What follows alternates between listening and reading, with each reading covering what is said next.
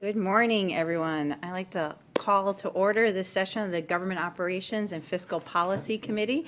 I am joined by Council Vice President Andrew Friedson and Council Member Katz on the committee as well. In addition, we are joined by Council Member Mink, whose bill we're going to speak about this morning, and Council Member Balcom, and lots of folks in the audience. So I think we've reached our goal to making GO one of the better and more interesting committees, at least on a Monday morning. So the first item we're going to take up is Bill 17-23, Tax Recordation Tax Rates Amendments.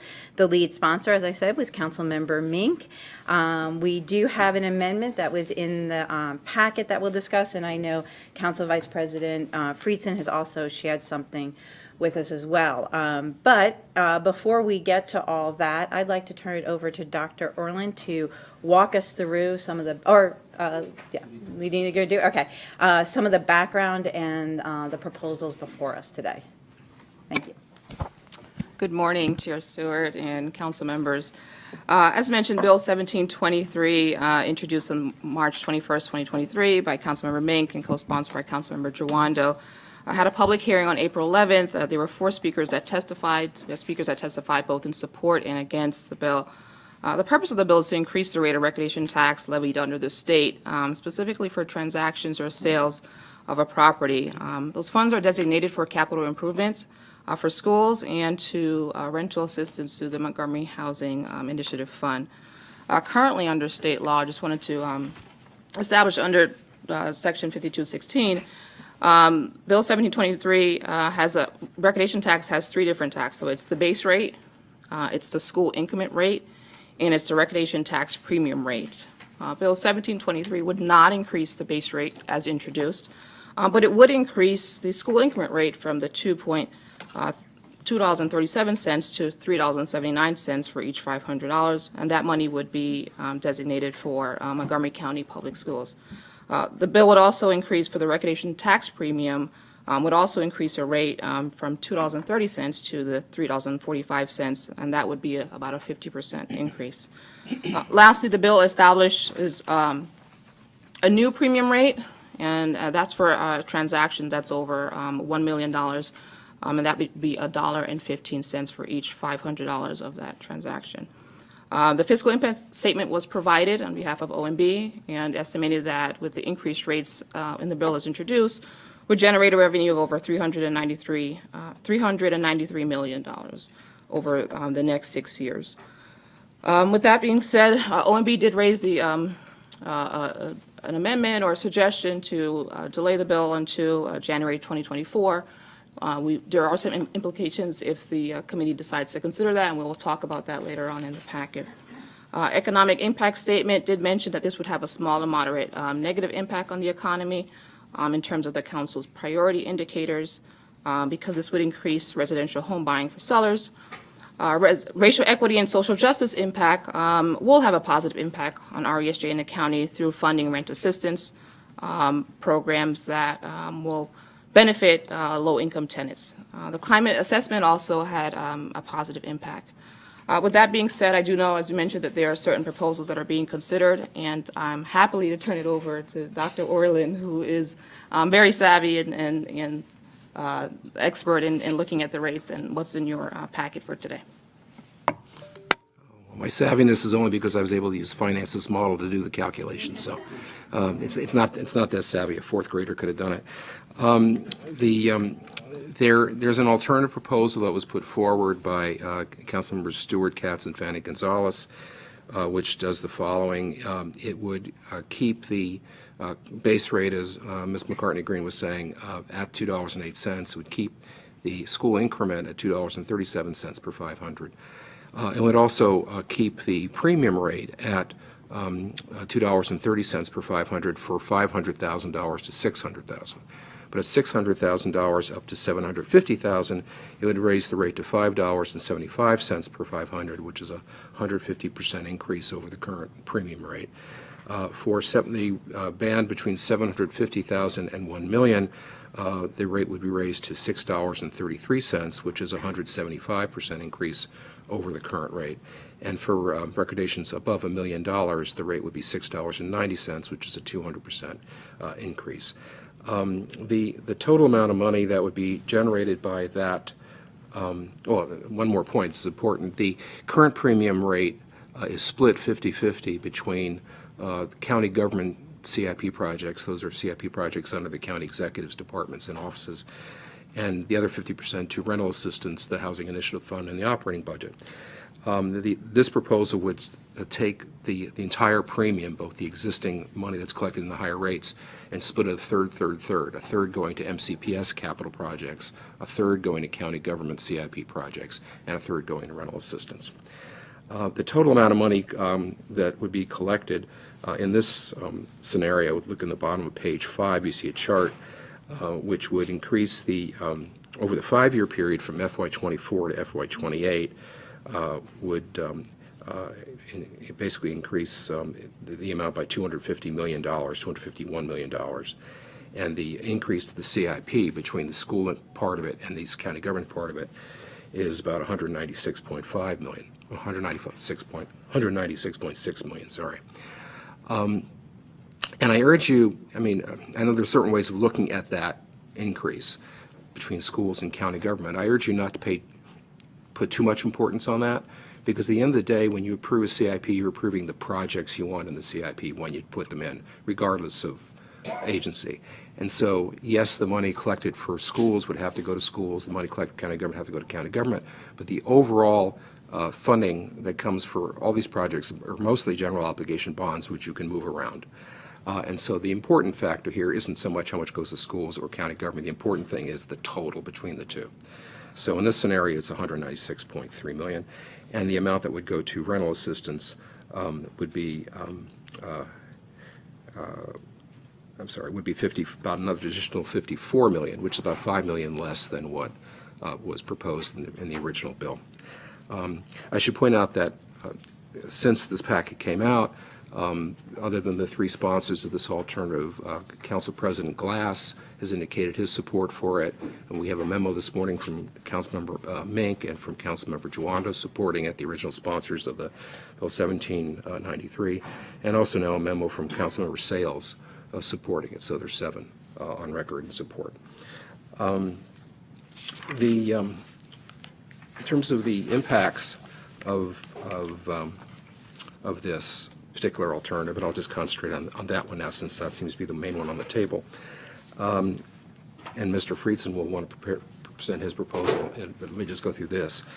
If you look at the bottom of page 6, you'll see what the existing rates would translate to in terms of what someone who's buying a house or basically paying a recordation tax would pay. And then the second column was Bill 1723, and the third is the alternative rates that are before the House now. And what you'll see is that up through $600,000, there's actually no additional recordation taxes that would be charged. For a $700,000 house, the increase would be $690, and typically recordations are split evenly between the buyer and the seller. Not always, but most of the time. And so in this case, the buyer would be paying $345 more for a $700,000 house under this proposal. And of course, the amounts go higher as you go higher than that, and that's in the chart on the bottom of page 6 and the top of page 7. Sort of a major theme of the hearing testimony was what's this going to do for folks who are trying to get into home buying, as their first house or whatever. And the fact that last year the median housing price was $555,000 of all types, single-family, detached, garden apartments, and high-rises. And if you were to take an assumption that this year obviously is going to be higher than 2022, which is the last year we have data, really full data, be around $600,000, then the proposals before the House here would not increase the recordation taxes on the median price of a house like that, or average price of a house like that. And then if you look at the table in the middle of page 7, there were about 12,000 units that were sold in Montgomery County in 2022. A little over half of them, 55%, were under $600,000, which is, again, the level that's being proposed here in terms of the break point for recordations, the paying a higher recordation tax. You'll see in every category, a majority of those houses are well above 50%, the exception being single-family detached houses with 4 bedrooms or more, were only 18%.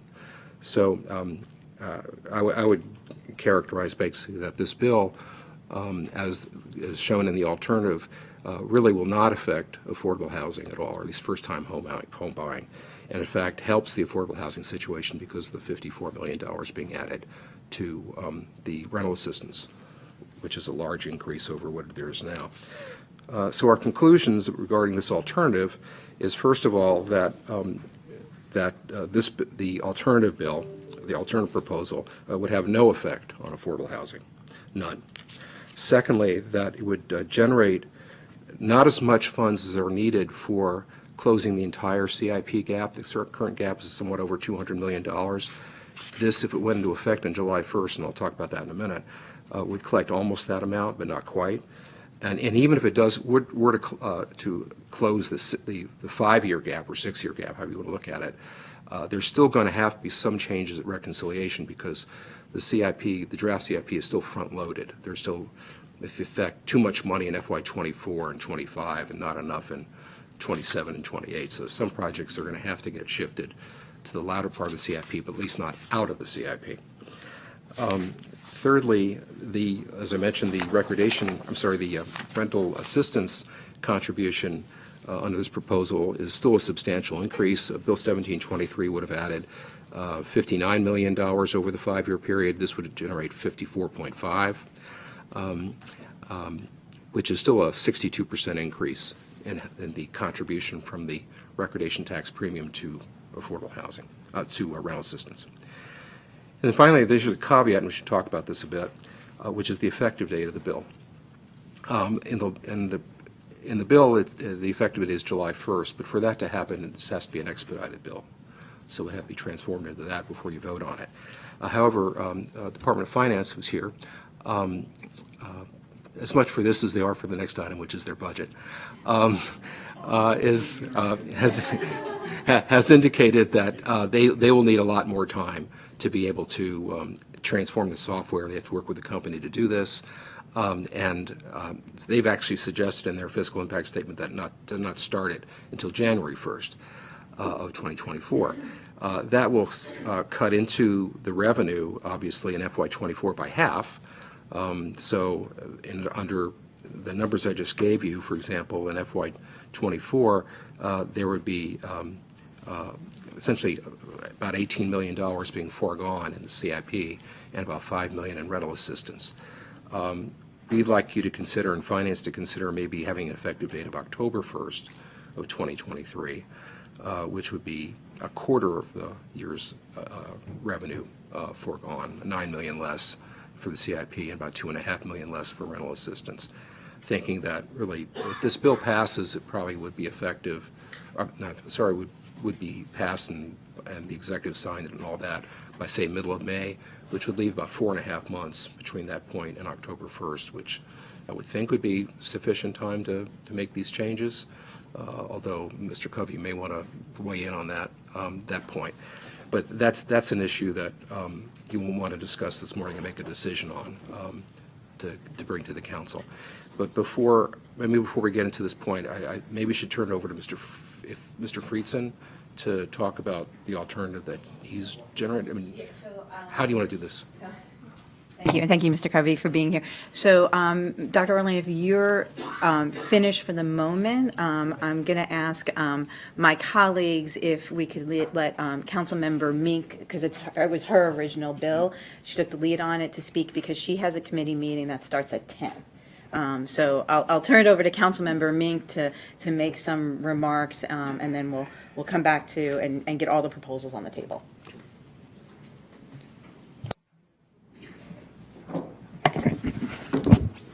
All right. Thank you, Chair Stewart, and thank you, Glenn, for those remarks. And glad to be here with the GO Committee this morning. Yes, it's great to see the full House. As we're facing, as we know, greatly increasing burdens as we look at both the CIP budget and the operating budget, we are expecting those burdens to increase, especially as we look at the rising rates of inflation, our school construction pressures, even without adding projects, is increasing and is going to continue to increase, especially as we deal with the full CIP next year. So that was really a large part of the impetus in putting forward this bill at this time. Rental assistance is another key piece of this bill. We are also seeing escalating pressures on our tenants, which is almost 40% of the residents of our county. So both Councilmember Jawando and myself, the sponsors of Bill 723, we strongly support the amendment that was thoughtfully crafted by Chair Stewart, Councilmember Katz, and Councilmember Fanny Gonzalez. We feel that this is a very reasonable, very thoughtful, well thought out improvement upon Bill 1723. And so, we, along with, it sounds like President Glass and Councilmember Sales, strongly urge the committee to adopt this amendment, which includes robust new funding to close the structural gap that we're facing in the CIP in order to support the school construction as well as transportation projects, while avoiding additional tax burdens on home buyers at the lower end of the cost spectrum. And I think that was a really thoughtful consideration and important that was put into this. And as we're working to preserve affordability for home buyers, we also have to address the escalating affordability crisis that is being faced by tenants. And the proposed amendment does so by maintaining a funding allocation for rental assistance within the recordation tax premium, which has been a major contributor to traditional monthly rental assistance for over a decade. So by continuing that 2008 formula fix while increasing the revenue, the Stewart, Katz, Fanny, Gonzalez proposal addresses that rising need for rental assistance without overburdening the operating budget every year. We know that students, families, and businesses all want stable, predictable conditions and excellent infrastructure. And with this amendment, we have a chance to provide much needed support for families facing eviction, while generating the revenue we need to close that $200 million gap in the CIP over the next 5 years, positively impacting the operating budget and holding buyers of lower cost homes harmless. So again, I thank Chair Stewart, Councilmember Katz, and Councilmember Fanny Gonzalez for their thoughtful amendment. I urge the committee to adopt it for passage by the full council. Thanks very much. Thank you, Councilmember Mink, and thank you for joining us this morning before your next committee meeting. I do want to say to folks sitting in the back, there are chairs here, so if you want to come in, it's a nice thing to have a full house for our GO committee. I'll just say a few words before I turn it over to Council Vice President Friedson to talk about his amendment. And all of this, the packet is online. There's a lot of numbers that Dr. Erlin reviewed. So just a reminder, the packet's online. And I do want to thank Councilmember Mink for the first introduction of this bill and working on this issue, because it is so important as we work on the budget this year. As we worked on our amendment, we had a number of goals we wanted to keep front and center, knowing that these are all, a balancing act, and they're not easy decisions to make. But the first and foremost, what we kept front and center for ourselves is really fixing our ongoing structural challenges we have with our CIP budget, especially on how we're funding schools. We have heard in the Education and Culture Committee, we have heard in our public hearings from residents, from teachers, from families and students themselves, the dire need we have on school funding. And it is a huge challenge we have right now. So that was our one of our top goals. The next is hearing from the public. When we had the public hearing on the original bill, was making sure that we were not impacting starter and affordable homes, and basically maintaining what the recordation tax is now for homes that sell for $600,000 or less. And we wanted this to be a progressive, one-time transactional tax that was done.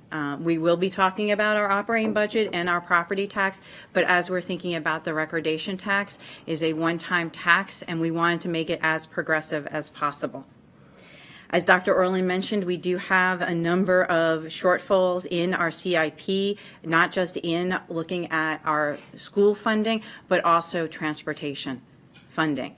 And if we continue to push off our transportation funding as well as our school funding, that impacts our communities and our future economic growth. So we need to make sure that we're doing all of these things. And then enhancing our housing stability by increasing the rental assistance was really front and center for us as well as we worked on this amendment. And I do want to thank Finance, Dr. Erlin.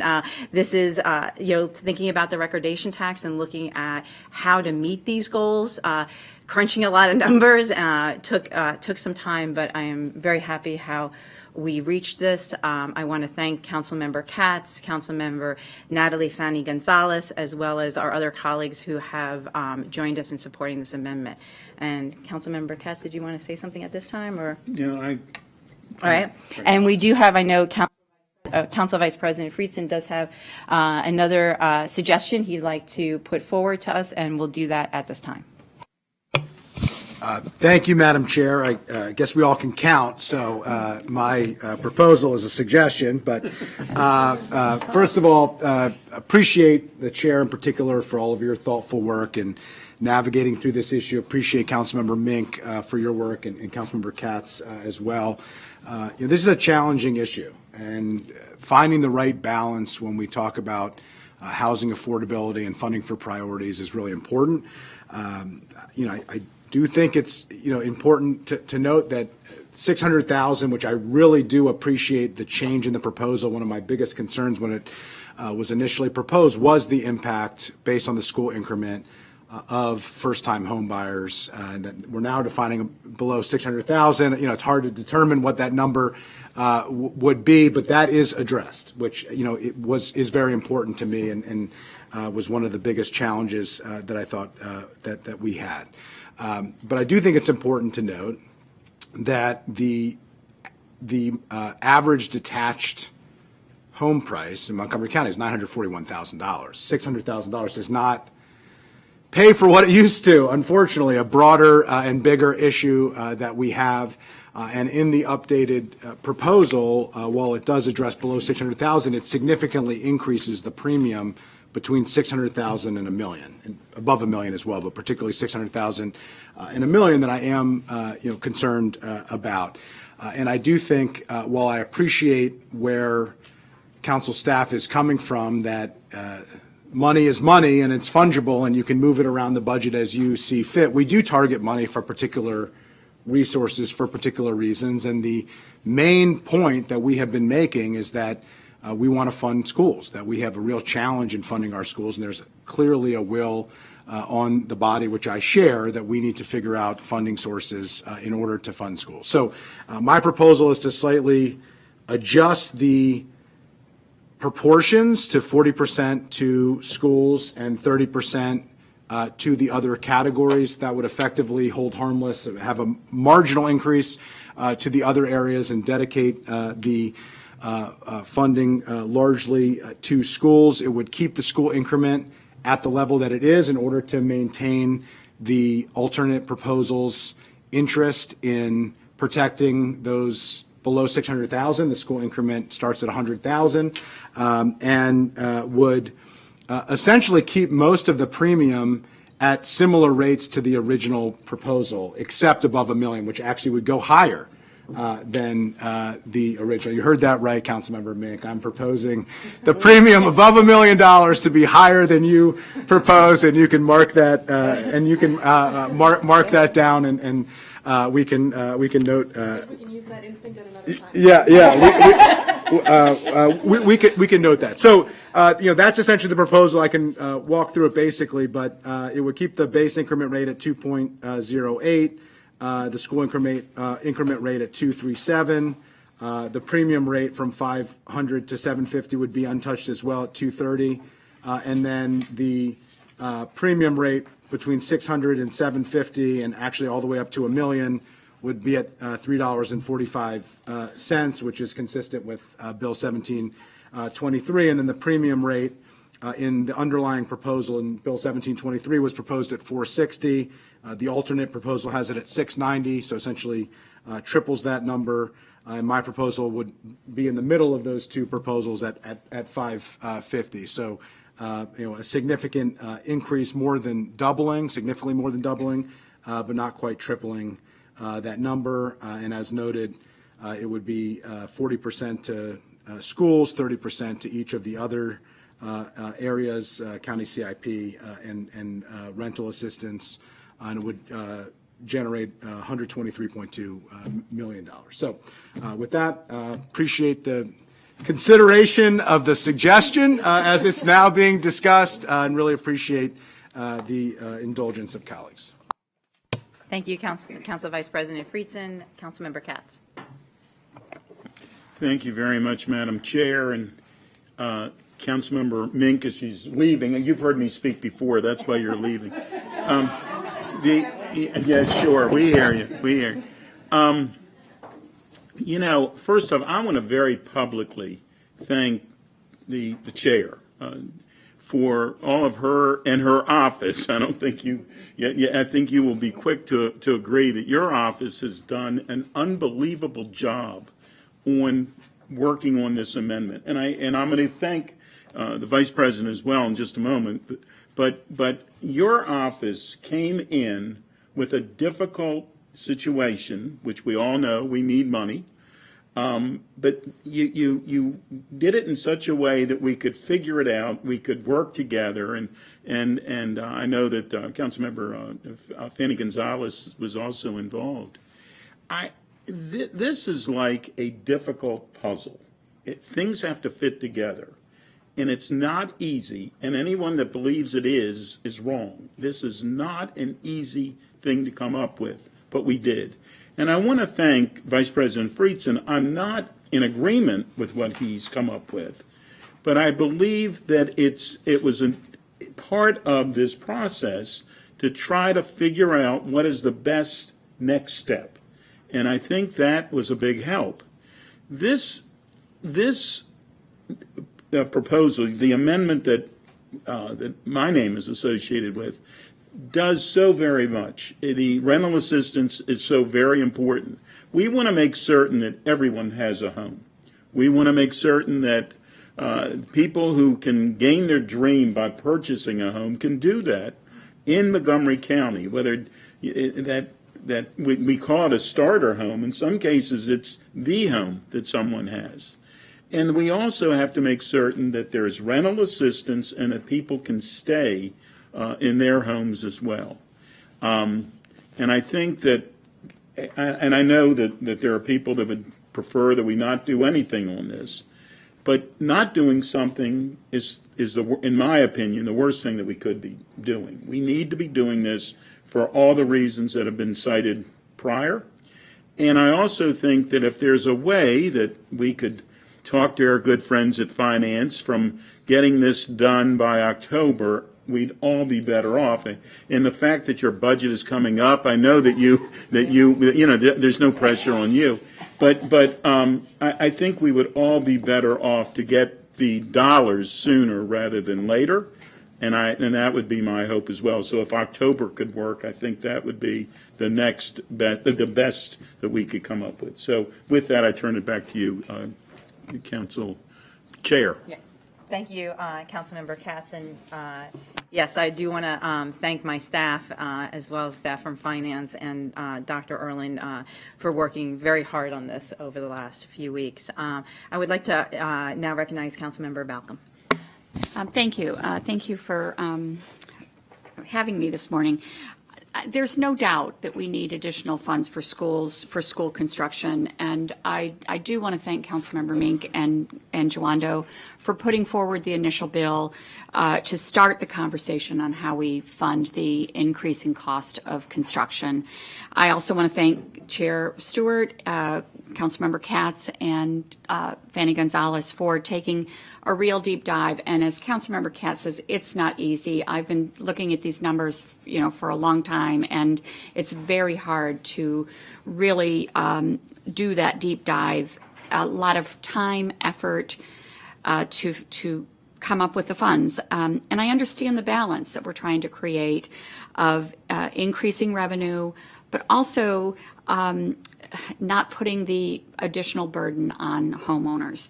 I'm not sure we're there yet, but as Vice President Friedson says, I can count too, so I know where we are. I just want to share, we all know that the cost of housing continues to increase. So I bought my home 28 years ago. It's a townhome in Germantown. Some might say it's a starter home. It was a starter home, middle home, ending home, current home for me.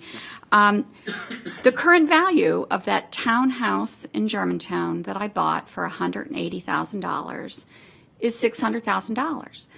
So we're not talking this threshold. It's the median at this point in time, but we're talking about a very modest home. I did the math in terms of a down payment. 20% down payment is $120,000 for this starter home. Even a 10%, we're talking $60,000, and the mortgage is roughly $3,500. We're talking about, we know that the cost of housing is increasing, and this is unachievable for a lot of people. So I'm not sure that this $600,000 threshold is the right threshold. And adding cost to buying a home, we know that affordable housing is an issue, just as much as we know school construction is an issue. We've been talking about both of these issues for a long time. We received the Vice President Friedson's proposal, late breaking news, and I appreciate that effort of kind of moving where that threshold is. I don't believe that $600,000 is the threshold, given what that house is and what it can buy. I also just want to briefly pull out a couple things from the public hearing and the letters that we received.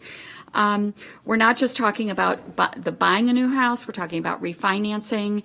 And as I mentioned, people who live in a $600,000 house or $1 million house, they didn't buy a $1 million house.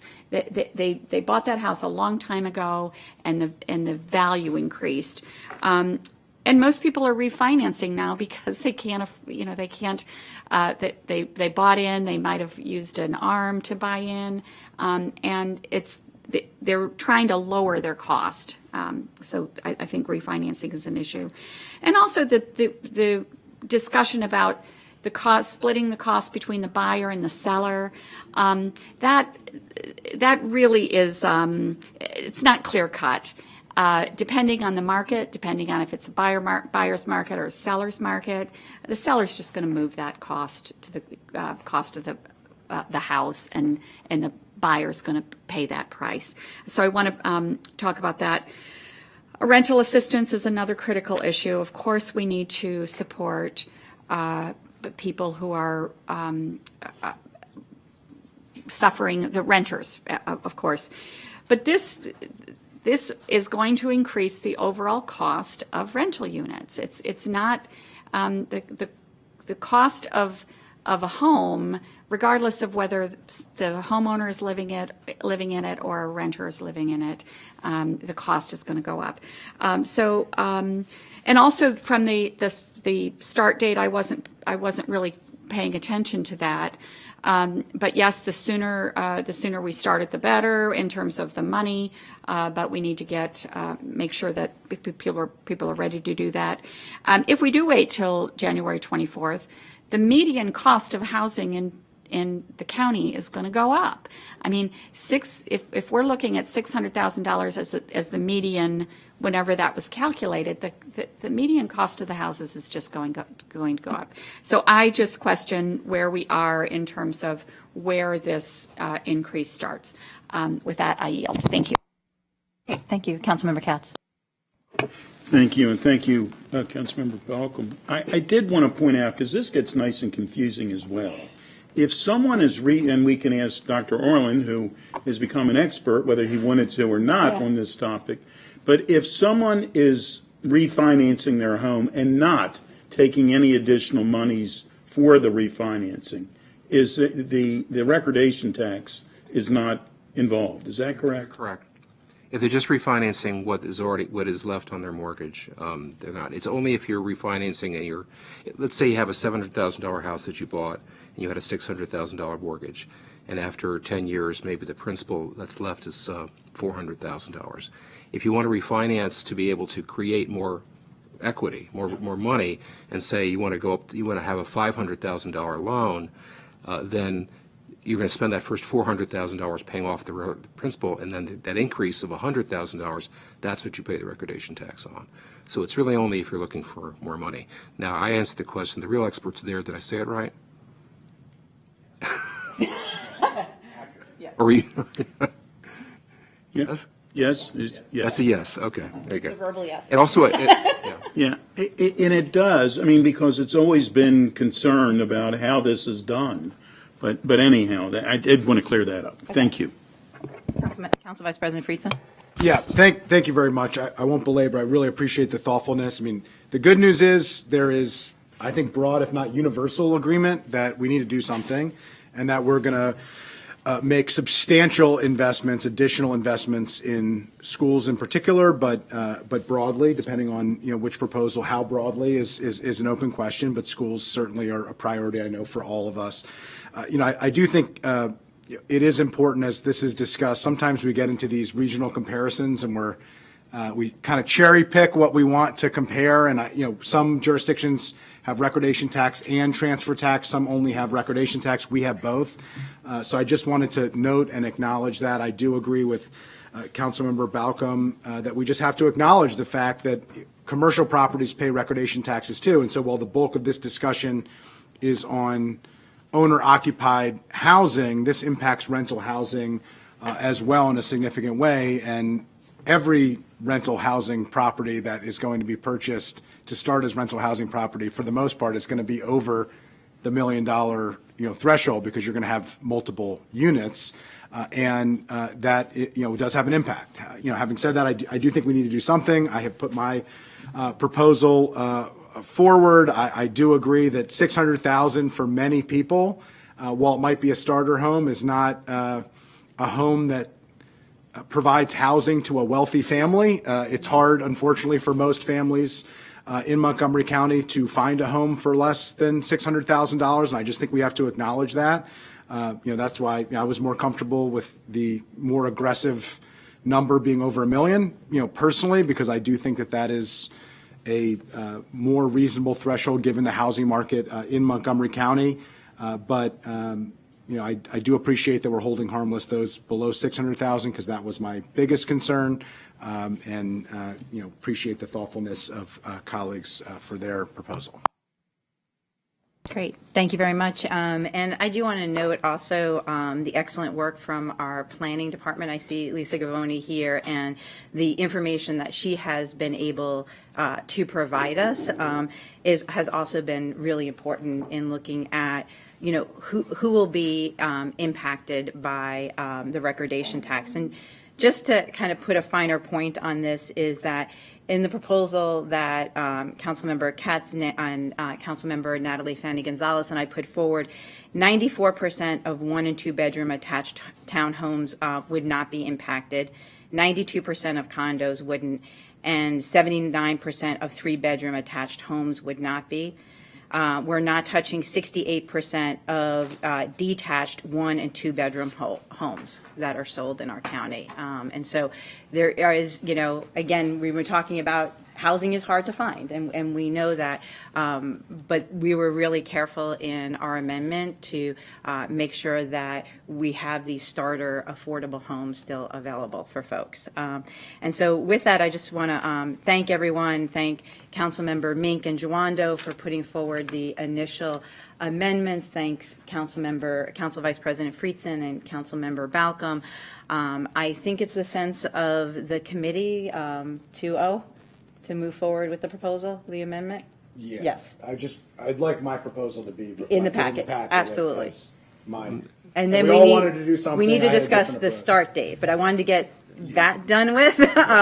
And again, I just want to thank everyone who worked so hard on this, and I see representatives from the PTA also here today joining us, and members of the real estate community and other folks that I appreciate everyone's input as we worked on this. So how's an October start date for you? Well, of course, I'm Mike Covey. I'm Director of Finance for the county. We will do it as quickly as we can. That being said, let me tell you a few things that are different than they were in 2020, the last time we talked about this. In 2020, we did most of our work through the e-transfer system and through paper. E-transfer was a system that the county developed and the county controlled. In 2021, we went to a CAN system, a COT system, an off-the-shelf system, and because Montgomery County has the most complicated recordation tax in the history of the world, the implementation. Some things were not going to be number one. Well, we're number one as Yeah, most there you go. complicated. So We won. we were promised an implementation of 3 months, and it took the better part of a year and a little bit more. So I requested that we do the January date. We normally in the Department of Finance for tax bills ask you to make things effective July 1st or January 1st, the beginning of either the fiscal year or the calendar year. We do not know yet. We have reached out to the company that owns this software, and that will have to modify the software. We have not heard back from them yet. This has been sort of a moving target for the last couple of months, as it is anyway. When we know, we will tell you, actually. We'll give you their estimate of how long it will take. But you're going to pass the bill before then. If we do an October date, the only risk is that the system, which will need to be modified, will not be updated by then. That's just a potential issue. That's about 75% of the flow for this particular tax. That means that we would either have to do everything paper or we would have to hold things. Settlement companies and citizens do not want anything to be held. So it's going to induce some delay if we have to do all paper. If we can start running with this, in early May, we may very well be able to get the system updated for October. The other thing that we have to do is we have to obviously train our people. This is not a fuel energy tax where it is a tax rate times a unit. It's obviously much more complicated than that, especially for the higher priced properties or higher value, higher cost properties. And so we also have to train the title and settlement communities. We develop a system of samples for them to use.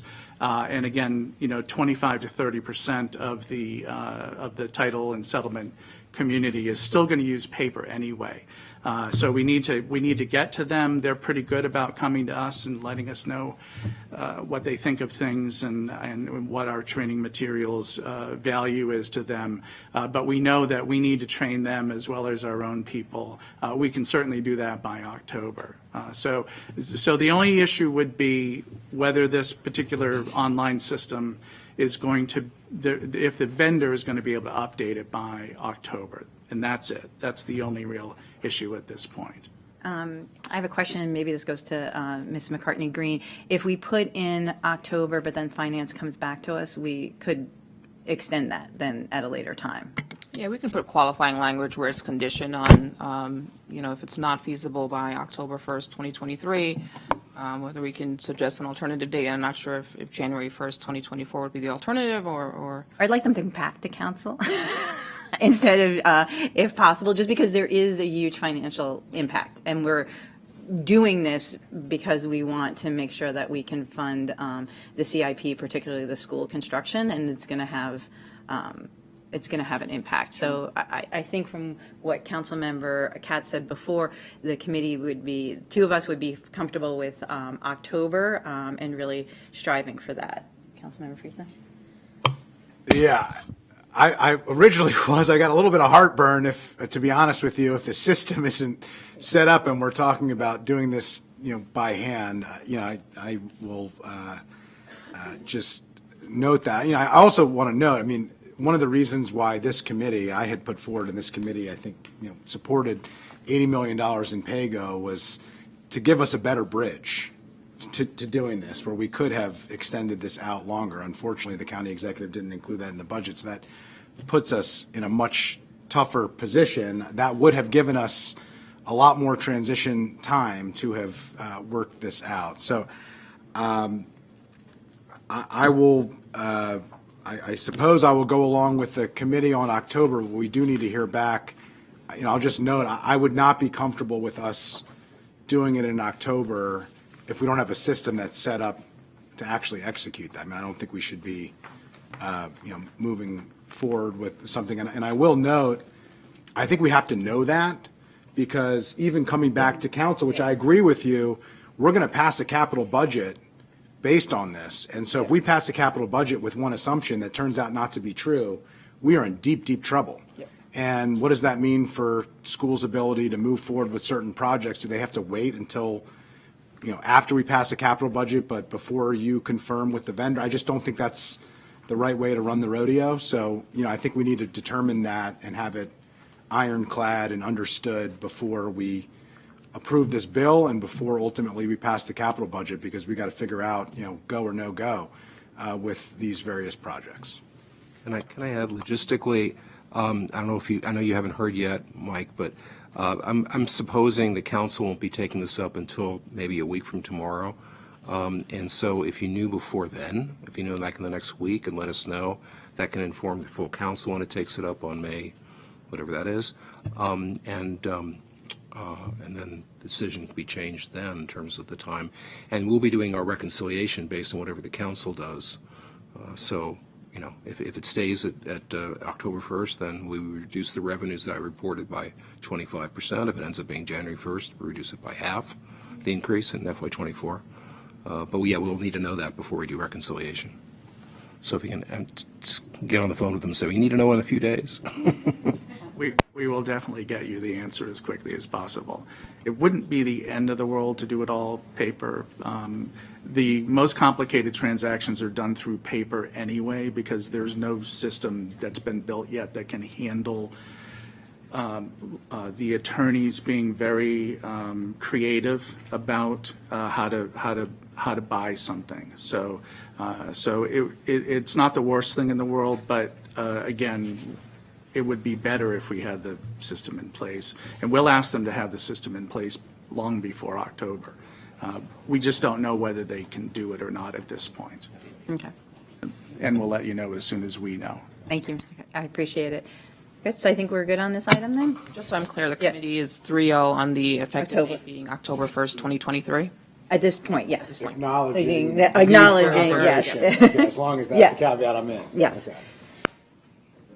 Great, all right, so, On the bill as amended, 1723 with the amendments. Just want to make sure, what was the final vote on that? 2-0, and then in the packet, we're going to include Council Vice President Friedsen's option. You're abstaining or is you?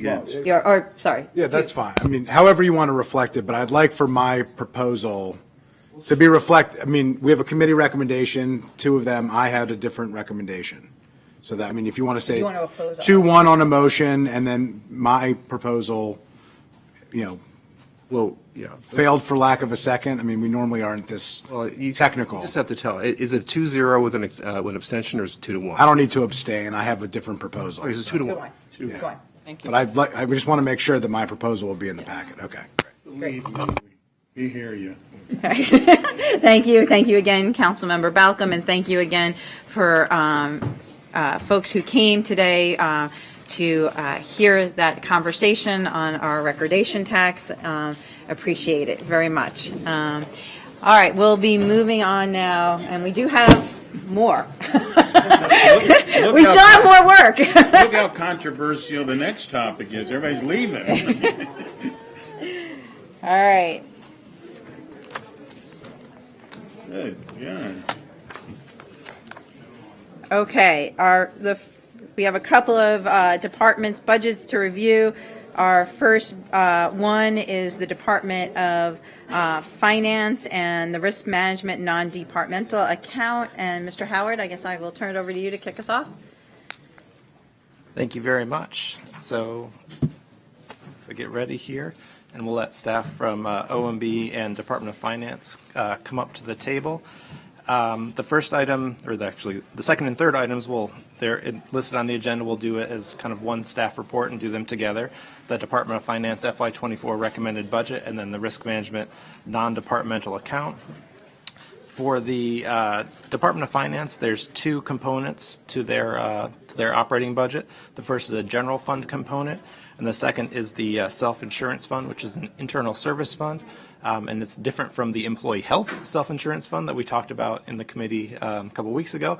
This is for general liability claims against the county and the other participating agencies in the self-insurance fund.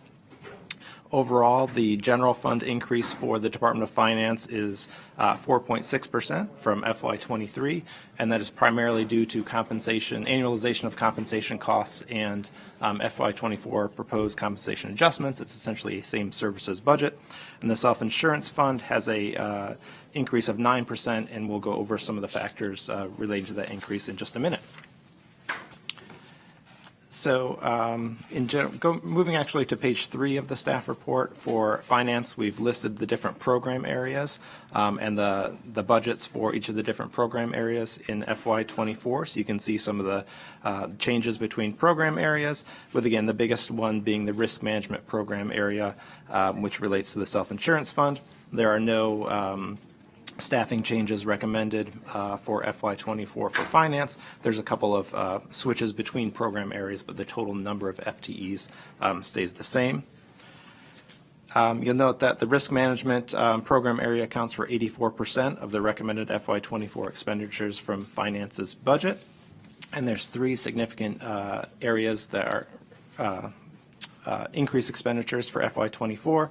The first is $5.3 million in projected claims expenses. This is an increase based on the actuarial projection.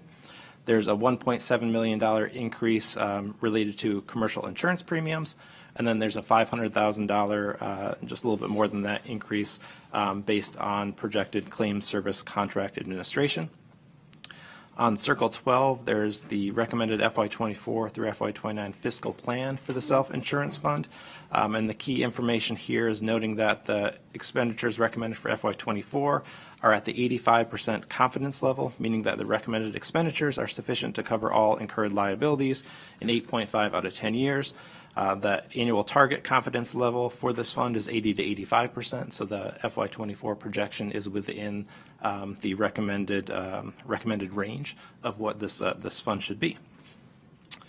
In terms of vacancies and recommended lapse, as part of the FY24 budget review, the council has asked staff to review vacancy data for each department.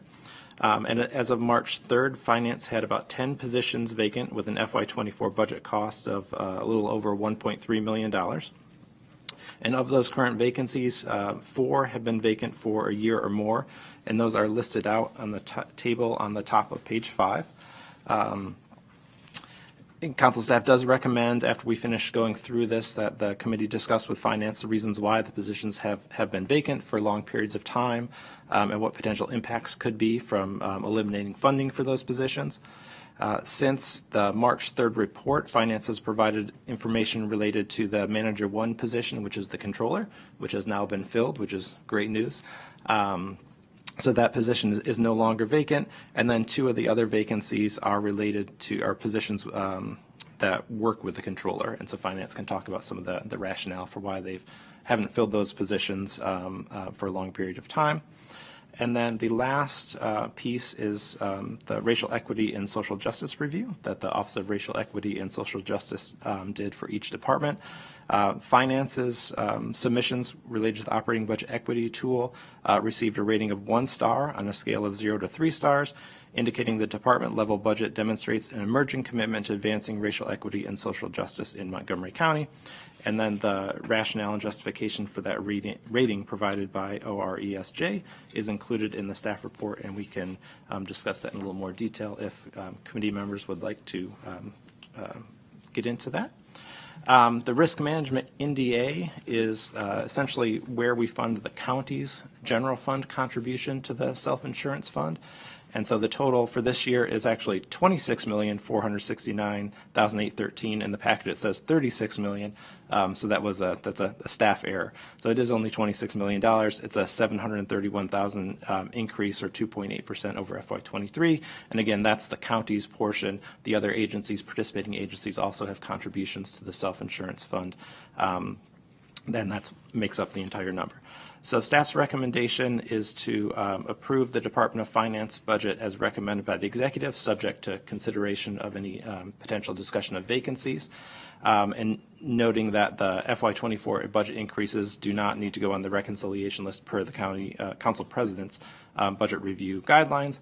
Then also to approve the FY24 funding for the risk management NDA as recommended by the executive. And I'll turn it back over to you, Ms. Stewart. Great. Thank you, Mr. Howard. Mr. Covey, you want to give us any opening remarks or comments? No, just thank you for hearing us today. We are a lean agency normally. We usually have a very lean budget. This year is no exception to that.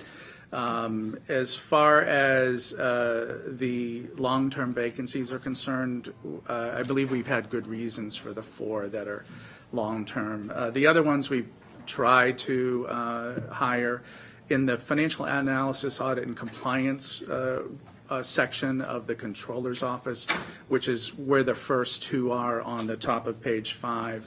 We've actually tried to hire those in the past. And when we lost our controller in December of 2021 to a nearby local jurisdiction, we had a very good candidate that was in-house who declined to take the position over time, but has been running the controller's office for the last 16 months extraordinarily well. We do have a new controller that is going to be starting on May 8th. The first time you might see her is May 9th when she's finished her orientation on May 8th. But the 2 FAAC or FAC positions are critical positions that resulted from an IG report from not quite a few years, but several years ago that came as a result of fraud in a department that no longer exists. The acting controller, who has actually been sort of performing these duties, the oversight duties, and the management duties for FAC. So that the manager 3, which is the second position listed, is one that he's actually been filling along with being the acting controller as well. He's ready to go back to his regular day job working in the Division of Fiscal Management and running the Public Election Fund and other things like that. The OSC and payroll is a position that is in flux right now. We have a new manager that oversees both payroll and MC time, the time card section, and she's reorienting that section of the controller's office. And as a result, we're going to be making the OSC into a different position to make it more in line with other positions in the department. But it's in flux now, and she's not sure exactly how she's going to use the person. The other people have been filling in for that work, mostly the supervisory staff. Again, we run lean, and when we run lean, we have managers and supervisors that are doing the work that would normally be done by line workers. So. Thank you. Anybody have a question on vacancies? Council Vice President Friedson. Thank you. Well, first of all, I appreciate it. So I just want to understand this a little bit. So the acting controller, who is being replaced by the recruit that starts on May 8th, Yes. who is doing the acting controller's day job? The acting controller and the head of fiscal management and other people in fiscal management. He is from the Division of Fiscal Management. Okay, so you have someone from the Division of Fiscal Management who has moved over to serve as acting controller, who also does a little bit of their old fiscal management job, does the acting controller job, and does the support staff of the controller job, the manager 3 FAC job, Does the supervisory position, the M3 position. the M3 position. And the other people in FAC have done extra work for the last couple of years. So. Well, either we have been exceptionally unfair to this extraordinary employee, or we have too many positions because we have one person who's serving essentially in 4 positions at this time. So I'm not really sure, honestly, what to make of that. It's multiple people are filling in on all those positions, but he would be actually sort of the lead manager for the FAC group, as well as being the acting controller. Okay, and then the OSC, I didn't quite follow the payroll OSC. I mean, obviously, this is a lower level position than the other positions that are on here. You're rethinking how to utilize that position, but want to keep it while you rethink it? That's exactly where we are? Well, what's the timeline on rethinking that position? I believe the timeline is they're finishing up. Last week, I don't know if you've noticed this or not, but MC time was upgraded. It was a huge undertaking, and the OSC should be, the payroll OSC should be resolved within the next month or so. They'll be able to figure all that out in the next month or so. Meaning they're going to hire somebody the next month, or they're going to rethink what this job does? No, we'll get everything out on the street within the next month. So we know what this position is going to do now? We know basically what the position is going to do, but the position is going to be serving both the timekeeping portion and the payroll portion. Originally, this was a payroll position, so we needed to broaden it a little bit and still have it work within its grade limit, right? Because we don't want to have people acting outside or above their grade level. So we've been trying to figure out what grade level it is. It's not set yet exactly, but it will be shortly. Can I jump in real quick? Yep. Jed Millard, Administrative Services Chief for the Department of Finance. I just want to add to Mike's comments that there's also been a sort of cascading effect of the prioritization of these recruitments. When payroll and MC time were combined into one section, the new manager of that section was a promotion from within, which left a vacant M3, which is critical to the configuration and upgrade of the MC time and Chronos system. So that became the highest priority recruitment within that section. Once that was filled, and we were able to begin working on this critical upgrade that was just completed this week. We had a retirement at the end in that section in MC time. One of our technical people retired at the end of 2023. 2.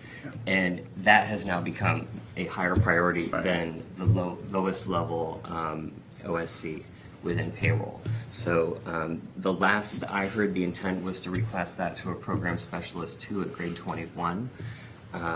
But as we're sort of figuring things out, we've had to reprioritize the vacancies within that section so that the more critical higher level roles related to the Kronos implementation could be filled, and that project would go off smoothly. So these are the vacancies that are more than a year old. How many total vacancies are there in the department? Total right now are, there are 8 in the general fund, 11 total if you include risk management.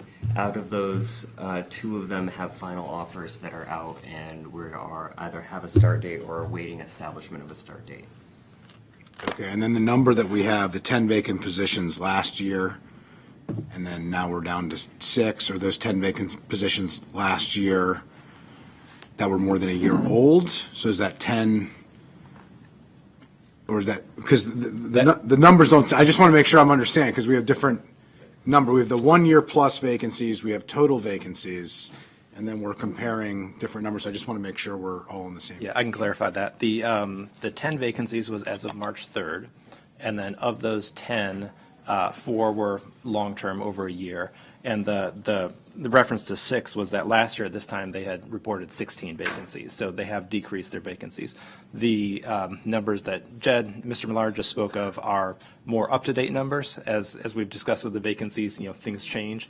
And so that was 10 was as of March 3rd. It sounds like now there's 11 total, but there's also then 2 to 3 of those 11 positions that are either have been filled or in the process of being filled. So that number will decrease slightly. Okay, well, finance is very important. The internal controls are very important. The execution of these jobs are very important. Having one person do 4 different jobs seems like a pretty bad idea. Having said all of that, we have a 10% property tax increase that is before us. We have a mandate from the council president to look at vacancies. We had 10 vacancies or 16 vacancies last year. We have 11 vacancies today. I feel like the department is doing a crackerjack job. I don't think we should eliminate all the vacancies, but I'm not sure.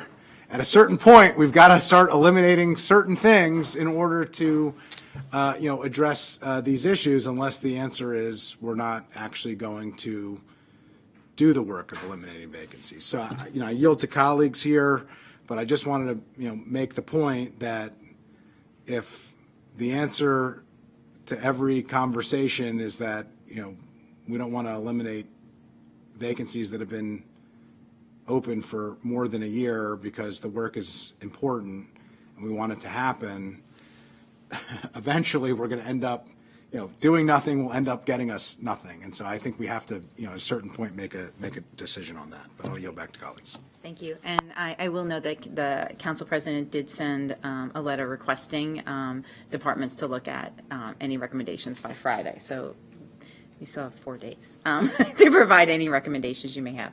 Councilmember Katz, anything? I have nothing. All right. The only other thing I wanted to bring up was the racial equity and social justice score of a 1 in the evaluation of the score. It said further detail was needed, so if we could just expand on, that score, how you all felt about the process, what we can do to kind of improve that in the future. Sure. As Mr. Friedson said, we are mainly an internal service organization in the Department of Finance. Our Treasury unit, which does the tax billing and collecting, does deal with the public somewhat. We do have a cashiering operation with several cashiers, but generally we are not a forward-facing customer-taking entity. And we also operate under very strict state laws where we're required to treat everybody exactly the same. So we don't run any programs that where a lot of this would actually be operational. We collect taxes, we bill and collect taxes, and we help people when they come to us asking questions about their taxes, their tax bills. We answer questions about their assessments. But on a one-off basis, things come up that actually are pertinent to this. Things like the state changing the income tax offset credit requirements so that people have to apply for the homestead tax credit in order to keep their, I'll call it the ITOC, the income tax offset credit, or ITOC. We have spent a year working with ESTAT and working with the Public Information Office and throughout the Department of Finance, trying to get the word out on this in multiple ways. And I think that's indicative of our commitment to actually being, not just aware of the RESJ issues or the DEI issues if you're in the private sector, but how we deal with them. When we did our last mailing, we did a postcard. We posted it in 6 different languages plus English, and I did a couple of different interviews for some Spanish language media, including county councils, PIO staff. So it's not that we're not committed. It's just that we operate under very specific rules that require us to just treat everybody exactly the same. And and we don't have programs per se, like Recreation does or like HHS does, where we're serving the public and providing a specific service to them, unless you think of taxes as being a service. I think it sort of leads to and it funds all the services. Our service in the tax department, in the Treasury Division, is to answer every phone call or email, and not knowing who is on the other line, but just a voice or just an email address, and treating everybody fairly and equitably. And I don't know if anybody else has anything they'd want to add to that. Well, thank you, Mr. Covey. I think, Ms. Ward is here, and we're going to talk about the racial equity and social justice work more in depth in a little bit. And we can discuss moving forward that even when a department is very internal facing and does internal services, there are things that I think we can talk about in terms of the racial equity work. So I appreciate the response, and I think this is an area where we can do some more work and have conversations on clarifying how the racial equity and social justice work can be applied and done even for very internal facing departments. So appreciate that. I think with that, Finance is off the hot seat. Thank you for coming today. Appreciate it. Thank you. Let's see, debt service next? All right. Oh, you're still here. Right, sorry. You're not quite done with you yet. Still warm. One more. I forgot you get debt service too. I'll turn it over to Mr. Howard. Thank you. We'll have as we have a couple new folks join Mr. Covey at the table from Finance. I'll start with just a general overview of the FY24 debt service operating budget. The total increase recommended in FY24 is 1%. It's $391,440. Most of the increase is from the tax-supported funds. There's a small increase in the non-tax-supported funds as well. Council staff concurs with the executive's recommended appropriation, and we'll go through some of the details, and just noting that the increases in the debt service for tax-supported appropriations are based on prior decisions and bond issuances, and so don't require placement on the reconciliation list. In terms of an overview on debt service, as this committee and the council has talked about many times, debt service represents about 7.4% of the total tax-supported budget, so it is sometimes referred to as the third agency, larger than the college and park and planning combined. Some key points is that the appropriation for debt service reflects prior decisions.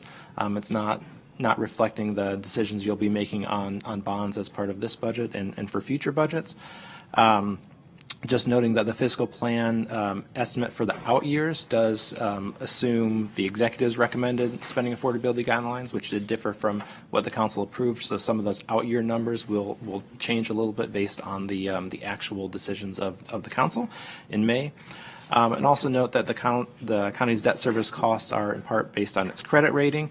The county has the highest credit rating, AAA, from all three credit rating agencies, and by maintaining this credit rating, the county is able to borrow at lower costs, and so able to keep the debt service costs as low as possible. The chart on page 2 of the staff report shows the debt service expenditures by category. Most of it is in the GO bonds debt service payments. Then there is funding for long-term leases, short-term leases, and other long-term debt, and we'll talk about those in just a minute. The long-term and short-term leases have small changes in FY24, and the other long-term debt has a reduction of about $7 million. Turning to page 3, in terms of the total debt outstanding, the county is estimated to have about $3.5 billion of total debt outstanding in FY24. Note that the total debt outstanding has gone down over the past few years, and that reflects the council's and the executive's decision to reduce the bond issuances as part of the spending affordability guidelines. So you can kind of see the work that you do on the SAG process reflects it into the budget numbers you then approve in later fiscal years. On page 4, there's a table showing total debt outstanding by bond category. Most of it, the outstanding debt is for public schools, followed by general county, roads and storm drains, college, mass transit, then parks and fire. And then on continuing on page 4, table 3 shows the estimated future debt service by category as well. Both the FY24 expenditures, the projected FY29 expenditures based on future debt issuances, and then what the change would be. In terms of other expenditure items at the end of page 5, the long-term leases will increase slightly from FY23 to FY24. That was around, I think, $114,000. Short-term leases will also increase slightly by about $178,000 in FY24. And then with other long-term debt expenditures, this is the area where there's more of a significant decrease, about $7.1 million. And most of this decrease is due to the incubator's debt being paid off in FY23.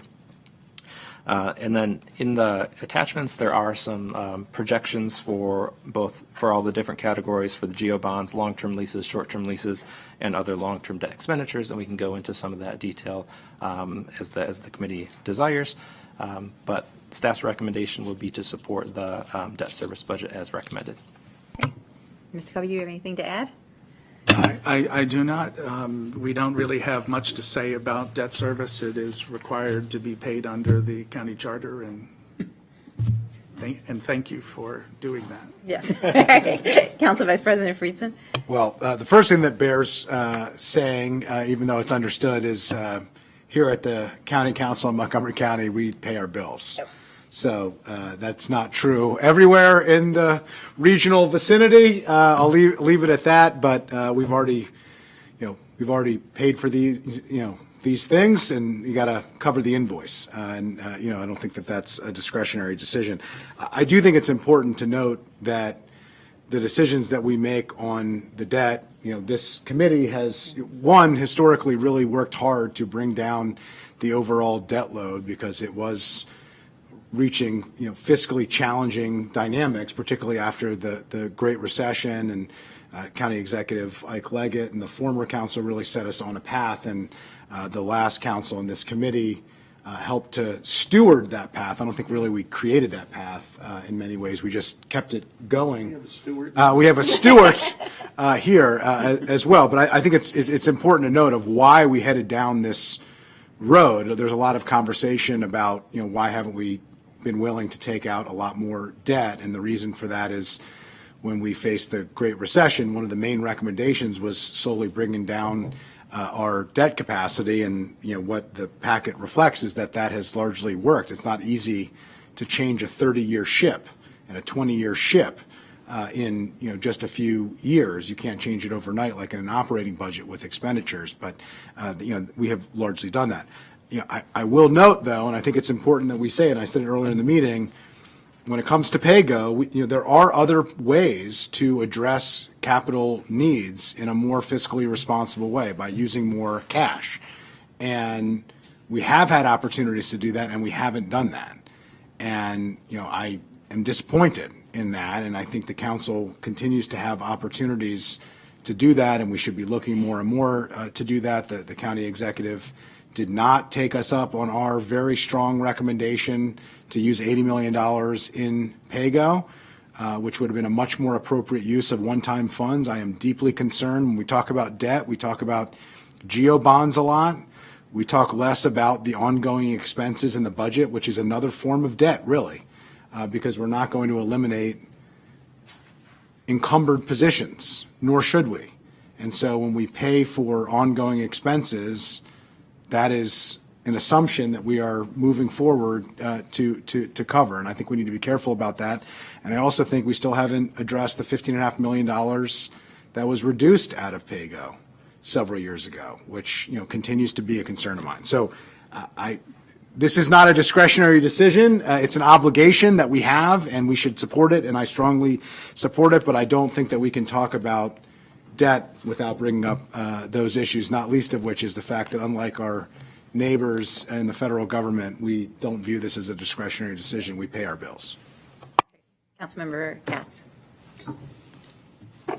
Thank you very much. I agree with much of what the Vice President just said.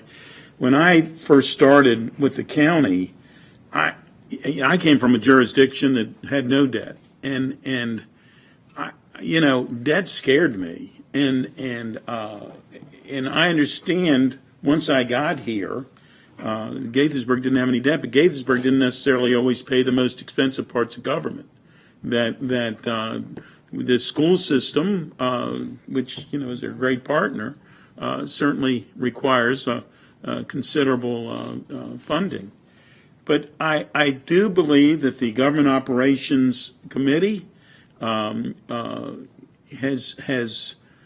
systematically made the decision to lower our debt, and I believe that was the right decision. When I said many times that if debt were a department, it'd be the third largest department we have in Montgomery County, and that was a great concern. And it's our children, and in some cases grandchildren, going to be paying for this. So, having said all that, we need to have the area, what our debt is buying and paying for. So, I think we need to continue to look at ways to continue to be able to fund what we need to fund, but to look at it if there are other ways to lower our debt beyond what we even have.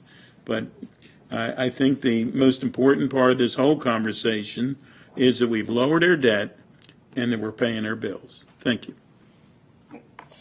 Thank you. All right. I think we're done with debt service. Now, Mr. Covey, we are done with you.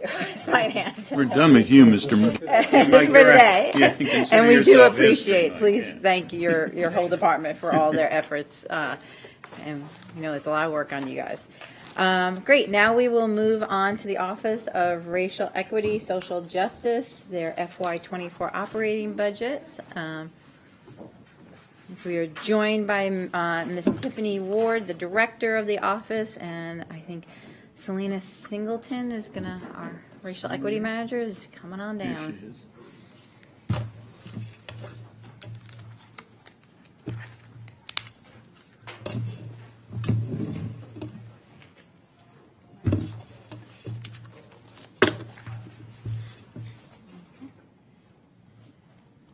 Ms. Singleton, when you are ready, you can take us away.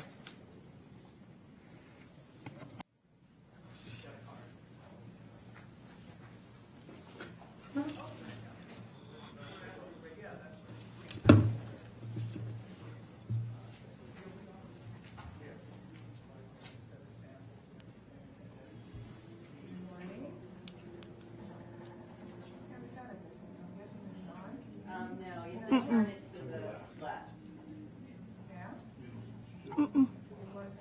Oh, all the way. Now? Yes? Okay. It is. Okay. Thank you. Thank you. So Selena Mundy Singleton, Racial Equity Manager for the County Council. And we have this morning with us Ms. Ward from the Office of Racial Equity and Social Justice. You have before you the Office of Racial Equity and Social Justice FY24 operating budget. The county executive is recommending a budget of $1,398,979, a change of 9.6, an addition of 9.6%. The recommended operating budget is an increase of $122,539, and the executive is recommending 8.5 FTEs, which is an increase of 1 FTE over FY23. That increase would be for $96,069 for an additional 1 FTE for a data analyst for data management and implementation of the Racial Equity Dashboard that's recommended by the, or required by the Racial Equity and Social Justice Act. Just also want to point out the staff recommendation that we concur with the county executive's recommendation and are recommending, and I should have changed this earlier, but I didn't catch it, high priority for the reconciliation list. And that is all that I have for now. Ms. Great. Ward has additional details. Great, thank you. Ms. Ward, would you like to? Good morning, Tiffany Ward, Director of the Office of Racial Equity and Social Justice, for the record. Yes, we are asking for 1 FTE to go forth on our charge to implement the Racial Equity and Social Justice law. The data analyst would help myself and the rest of our department and department directors decide on what indicators pardon me, we would use for our dashboard. They would also help departments decide how to disaggregate their data, how to use that data both internally and externally, how to report to our external stakeholders, and as well they would help with the analysis of those indicators, and then of course how to use that data in our resource decisions. Thank you. Ms. Ward, I think it might be helpful for us if you talk about maybe your department overall and the different roles people play so that we could place the request for a new position into that kind of overall ecosystem of your department. Got it. So I have a small but mighty team of 6. It's myself. I have 3 policy analysts who are charged with doing our racial equity and racial equity impact assessments, which we do on supplemental resource decisions. And then they also develop our racial equity budget tools, which we do for, of course, our operating budget, our capital improvement budget. And then they also provide technical assistance to departments across all of those processes. I then have 1 trainer. That trainer actually has led and facilitated all of our training programs. Right now, we are doing trainings on advancing racial equity in government, which we lead ourselves, co-facilitating. We actually do an inclusive language training that is facilitated by that trainer. We are just on the cusp of releasing self-guided trainings, which we've developed and we hope to get out by the end of this month. And of course, looking at other trainings, honestly, on data for our senior level managers and department directors. We also have some contracts with outside organizations on training. So we've worked with REI, we've worked with some other trainers on the wealth gap in particular. So those are the functions. And I have 1 administrative assistant who keeps it all together and does a good amount of our back office work, whether it is helping with hiring, helping with our procurement work, helping do many of the outward-facing products that we have with myself and the rest of our members, employees. Great. Before I turn to my colleagues for more questions, anything else you would like to tell us about your department? Oh, of course. Yes. I mean, Sorry, we jumped into that position, but please take the time to provide us. I mean, if you guys want to talk a little bit about how we implemented the budget this year, I'm happy to do that. I just didn't want to jump ahead of the actual. Please do. Sorry, I jumped into the. Okay, no problem. So this year's budget was actually, I thought, a really good process for departments. We went through. We created a budget equity tool, meaning an operating budget equity tool. We can talk about the CIP later if you desire. And we really wanted to assess how departments had started to implement racial equity into their work. So using the GARE framework, which I'm sure you're very familiar with, Councilmember Stewart, we really asked departments to tell us how they had normalized, organized, and operationalized racial equity. So we asked them to self-assess. Had you provided the time needed to get the proper training, right? So baseline training here in the county really is the advancing racial equity and social justice training, as well as the groundwater training and doing some of our inclusive language training. That's just the basics of how race has been more or less embedded in policy in our country and county. We then asked them to tell us how much they had, how many people had actually completed trainings, how much time they'd actually allotted for that, whether or not they had a core team or a core team lead, whether or not they had provided the time and energy for the core team lead to do that work. That core team work is outside of everybody's regular 9-to-5 job. So we understand that it is in addition, right? And so understanding that people do have a lot on their plates, just watching the finance department talk about the many roles that folks have to play. So we know that that's also a resource decision. But then really, have you operationalized, right? So have you decided, or have you yet disaggregated data? Have you yet built out maps around racial equity for your department? And we found that some of them had. Right, so folks in DOT and HHS and places like that are big, have more infrastructure, actually have really developed some of these tools to operationalize racial equity. I would say overall, the highest rating, which is 3, we probably had most of our departments actually received a 3 in telling us how they were committed to racial equity and social justice. We found that our most, what's the word I want to say? What was missing most was a level of detail in folks' answers. So we wanted folks to tell us more about how they were actually doing this, whether or not they had actually used any community engagement tools, whether or not they had actually reached out to us or had used the tools that we had provided in that process. Right, so we were looking for the use of data, whether or not they'd actually researched particular disparities within their issue areas. We know that there are so many disparities, and we don't necessarily recommend 1 or 2 per department. We know that they are specific to what folks do. We also were looking for whether or not they were using their core team leads, using us as a resource, and how they were doing this work. Okay.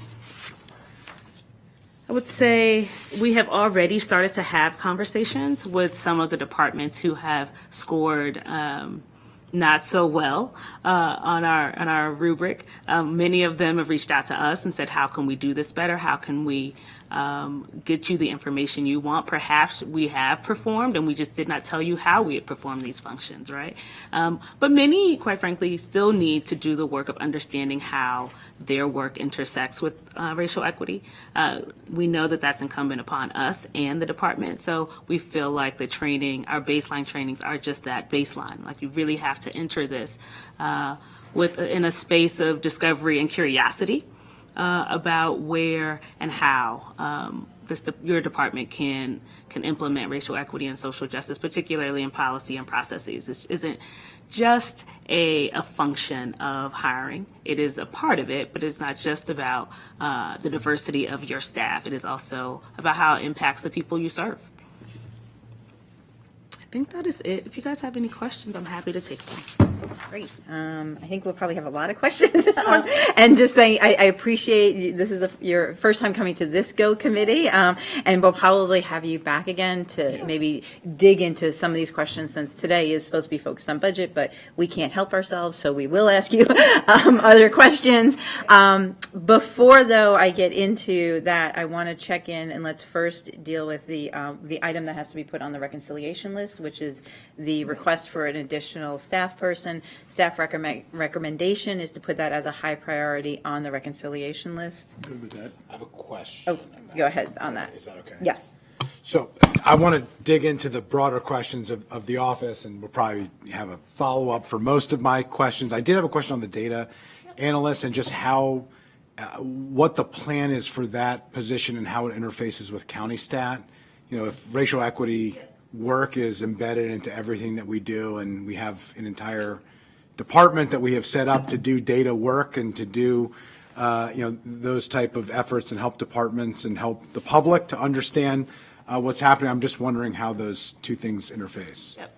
So the data analyst will work with me initially to set up what the indicators are, how that will look, what the equity plan will be, and then they will, of course, work on doing some of the analysis. I am happy to bring on the folks with in county stat, but I think that there's a particular bent around racial equity and the use of data. I think used improperly, quite frankly, racial equity data can be dangerous. And I think that we need to have somebody who has an expertise in understanding, one, how to use the data in a way that it does not, make our populations more vulnerable, that tells a story of race and racial inequity not as a lack or deficit for the actual community itself, for the members, right? But rather indicates or tells a story of where we as a county could do a better job bringing these community members the services and resources they need to close some of the gaps. And so right now we we'll be happy to work with county stat, but I think we would need somebody with particular racial equity expertise to then bring that along with county stat. We don't have a county-wide data plan, meaning departments keep whatever data they would like. I am happy, quite frankly, to work with county stat to talk about how we could develop a county-wide data plan that does not just include racial equity data, and that also talks about what data should be disaggregated across all departments. And so that's kind of how I think about it. We would start with our expertise and then bridging the work of county stat to enhance that work and to make it more broad, and hopefully coming up with a data plan for the whole county. Appreciate Not that. just equity focused. Well, I'm supportive of the staff recommendation and to support the office. I just want to know, I do have real concerns about county stat and how we are using it and whether or not county stat is actually coming anywhere close to the intention for the work that we had set it up to do, which is to provide us with a look in the mirror of what programs are working and how they're working, and residents a look inside the tent of how their tax dollars are being spent. It's not for lack of the people who are doing the work. From my perspective, it's a lack of the leadership and management of the county and really directing that department to do what we had set it out to do and what we had intended. And I just don't think that is happening. I think it's become an afterthought, and it should be at the forefront of every budget decision that we make, every programmatic decision that we make. Everything should be about data. Racial equity needs to be about data and totally data focused, and so does every aspect of our use of taxpayer dollars and our ability to reach and to serve residents. So you have reinforced my concern. I will say that we don't have a countywide data plan of what we're collecting, how we're collecting it, and what we're using it for. What is the purpose and the meaning of it? And I think that is going to make racial equity work more challenging, and it's also going to make all of the work that we do in the county more challenging, of which racial equity is such an important part. So I think that's a follow-up discussion and decision, but I do think that it is a really important part of this conversation. We're having these budget discussions today about vacancies and about programs and about resources, and I don't really think that we have the data that we had intended to have to make these decisions, and County Stat was supposed to be the engine that did that. And I really don't think that it is currently as it is constructed. Again, no knock on any individuals, because we have some really talented people who are working really hard, but we got to direct the efforts in an intentional way to actually do the work as we had hoped. So thank you, Madam Chair. Great. Councilmember Katz. Thank you, Madam Chair. I think Ms. Ward said it well. While we need the position, I'm fine that it be placed as a high priority on the reconciliation list. And I do think we would be wise, not today, but to have that deeper dive. We get to see you again that way, Timmy. A deeper dive at another meeting on the office itself. Thank you. Great, so we will add that to the reconciliation list as a high priority. While you are here, we do have a couple of the questions on the self-guided trainings that I think was on, sorry, I can't remember which page it was on, that we're going to start in FY23. I'm just curious how those are going or where they're going. Yeah, we actually had to take that through accessibility testing, which is absolutely the right thing to do, and we're going through that right now. And then TEBS will have to take another look to make sure that it actually performs on our system the way it should. So fingers crossed, it'll be released at the end of this month. Okay, great. And what is that going to look like? Is that kind of So it's going when we do the similar one we do on? It'll be a little bit more robust. Okay. A little bit more interactive. We tried to update the look just a little bit, and it'll have sections on implicit bias, the history of racial equity, not just in the country, but in the county. We'll talk a little bit about interactions. Gosh, I'm trying to think of the sections now. Yeah, I think those are it. And we're working on developing other modules as well. So it'll probably be much longer than the kind of about 20, 25 minutes long is the initial one. Great. And getting back to the budget tool, since I'm the newbie here, how long have departments been doing the budget tool for the budgets? So every year it has been different. So it's been iterative. So this has been the most robust year, and with the most robust process. So we started probably even before I got this position, just asking folks about racial equity and what they understood it to be. And then last year, we had a few questions, but we had some programming issues. This year was easily the most successful deployment and implementation of the budget equity tool, with head to toe, both training, support. We had a guidance manual that we provided, resources, and information on how to use the resources that we provided, as well as other technical assistance help. So I would say this, for me, feels like the real year, but we've been doing this probably 3 years. Great. And I know you said that it looked like most departments scored around a 3. I think it might be helpful once everybody gets theirs in and to report back to us, the departments who got a 0, 1, and 3. I've tried to read even not just the departments that come before government operations, but kind of go through all the departments. And as you said, that some of the larger departments like DOT have very full answers. Other departments, not to pick on finance, but they were here even though they left. I think they're a department who scored a 1, and we had a conversation about what is an internal, a largely internal department, like how did they adapt this tool to answer their questions? Right. So I can actually have a presentation that I will send to you after this meeting, which includes some of the breakdown percentage-wise of how many departments scored particular ways on the rubric. But we want to be sure that folks not just look at the rubric. We were actually really debating as to whether or not to give a score for that very reason. It's kind of like giving a grade and your kid comes home and they say, I got an A or I got a B or I got a C, but you don't really know what they learned. And so what we want people to do, we want wanted to for sure get people's attention with the scores, but we really wanted them to pay attention to the analysis and the recommendations in the analysis. Like, we are really showing people how to get there in our analysis. It isn't just, our intent is not to be a stick here, right? We are really leading and saying we know everybody wants to get there, and this is the how. So the rubric scores are important. They are the beginning. They are not the end. The analysis is really what people should use to help guide them to the next step. But I'm happy to get you the information on the scores and the analysis. Both of them were offered for the first time in BASES, so that the departments themselves can go into BASES and see those scores in that analysis.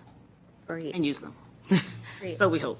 And when you say, I think that sounds great to learn from them the next steps. So for departments that would say, or that the evaluator said things are unclear, there needs to be follow-up, more details, or what we've sometimes heard from departments when we ask them when they've received a lower score, sometimes they're like, well, I wasn't quite sure how to answer this question or how to do it. What are the next steps in the follow-up? So for us, we are doing some one-on-ones with departments who are unsure or who did not understand how they were supposed to answer these questions. And so right now, we're actually planning on deploying a survey for folks who answered our CIP tool questions to find out how they interacted with the tool, whether or not we could have provided more clarity, whether there were places where they were unclear or we were unclear, and basically to really try to hone the tool. And so we'll do that for our operating budget tool as well, so that the next iteration is clear, so that perhaps we add something to our resource guide or take something away that folks did not find useful.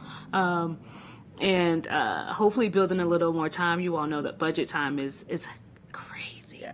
It's hectic for us and for departments, and so trying to find time to do technical analysis technical assistance while we're doing analysis can be difficult. But wanting to, like I said, get better with this process every time is definitely our focus. So we'll do one-on-ones. We've scheduled one-on-ones already. Great. And my final question before, I could probably go on all day, as you know, on this topic, but I'll ask one more question before turning it over to my colleagues. We know, actually, later today, I'm going to be in Transportation and Environment, and WSSC is coming before us for their budget. National Capital Park and Planning, Commission, technically, our racial equity assessment does not apply to them, but I know there have been some conversations with that. If you could just give us an update on those. Oh, I've not heard those conversations. Oh, okay. That's interesting. I have not been in on those conversations as to whether or not to bring WSSC under our umbrella or Park and Planning. I know that Park and Planning, I know their work a little bit better than I know WSSC's. I know that they are building an infrastructure at Park and Planning. I am not clear as to how WSSC is building the infrastructure to implement racial equity into their work. So I would love to have conversations about that. I'm very glad I asked you that question, because they do have a pretty robust part of what they're going to be presenting today, and they do reference, maybe I read it incorrectly, but I'm glad I asked you so that I could follow up with them this afternoon. Okay, that works. Great. Perhaps they've read something of ours. Perhaps they are using, I hope that they are using our website. I hope they're using our work. My team does great work. They are talented folks who really think hard and are passionate about what we do. Terrific. Councilmember Katz? Council Vice President Friedson? Yeah, thank you. First of all, thanks for all your work. We started with the specifics, and now we can go more broadly. It is an iterative process. Obviously, you're starting from scratch and taking some time to build the muscle within county government, and we see that in this budget, I think, more than any other budget before. And you feel it and are saying it on your end, but I think we can see it on our end, and really appreciate our racial equity manager at the county council for all of her work in helping us. I also just wanted to note, I appreciate the nuanced understanding of different departments and how not every department is going to have the same efforts, given the subject matter that they have, given the disparities within that subject matter, given the size and scope of their outreach capabilities, or even if they're customer facing at all. That's important. And I also think, and appreciate your point about the scores, we are taking a hard look at the scores and we are scrutinizing them as we should. We should hold ourselves accountable to this work, and you have helped us to do that.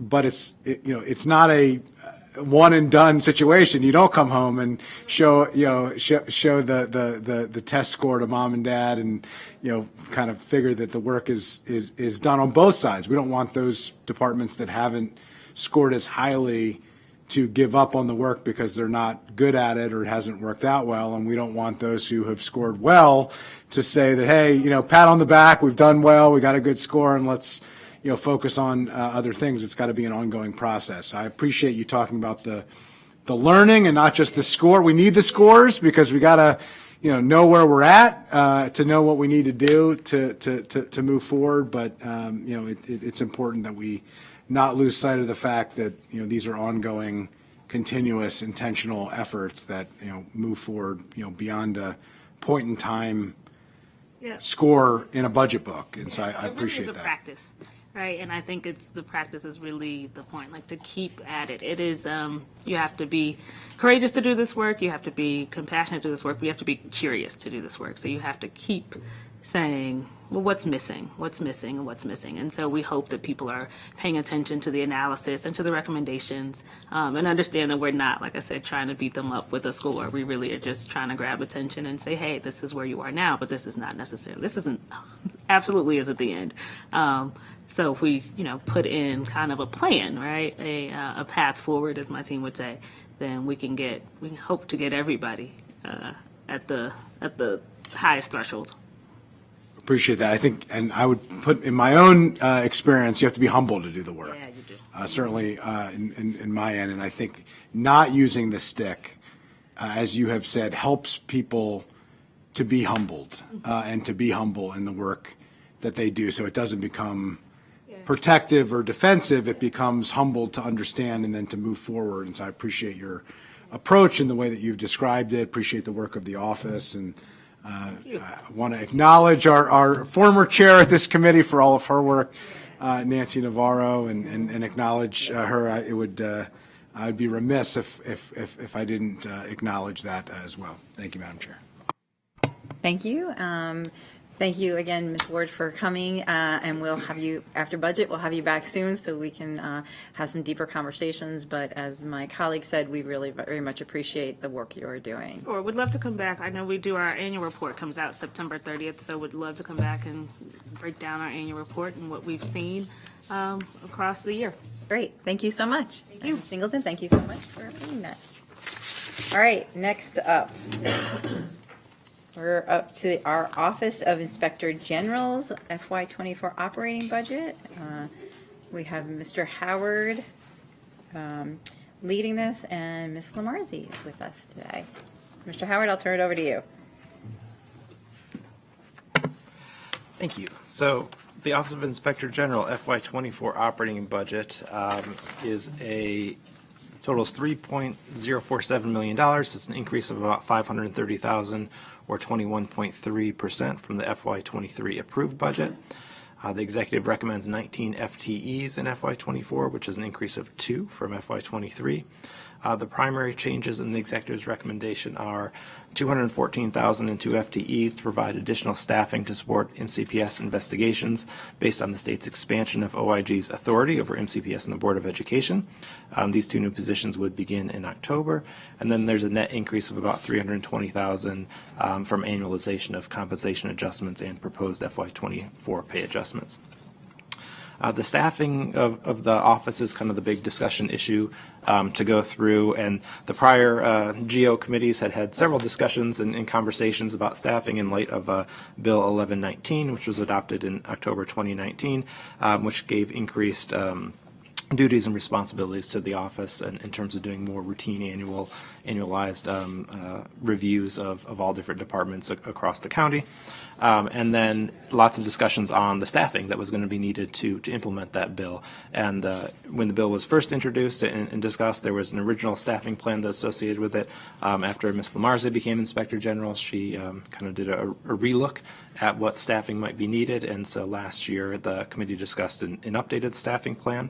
And so at the bottom of page 2, what I've done is include the FY22 and FY23 actual staffing for the office, the executive's FY24 recommendation, what the Inspector General had previously proposed for FY24, and then what the proposed kind of long-term staffing would be for FY25, with noting that the MCPS oversight positions were had not been previously contemplated as part of that staffing plan. So those are an addition. That's why I've listed them as under a separate row in the table. So what you can see is that the executive's FY24 recommendation does increase staffing by 2, but it does not include the 3 additional audit positions that had been part of the Inspector General's kind of long-term staffing plan.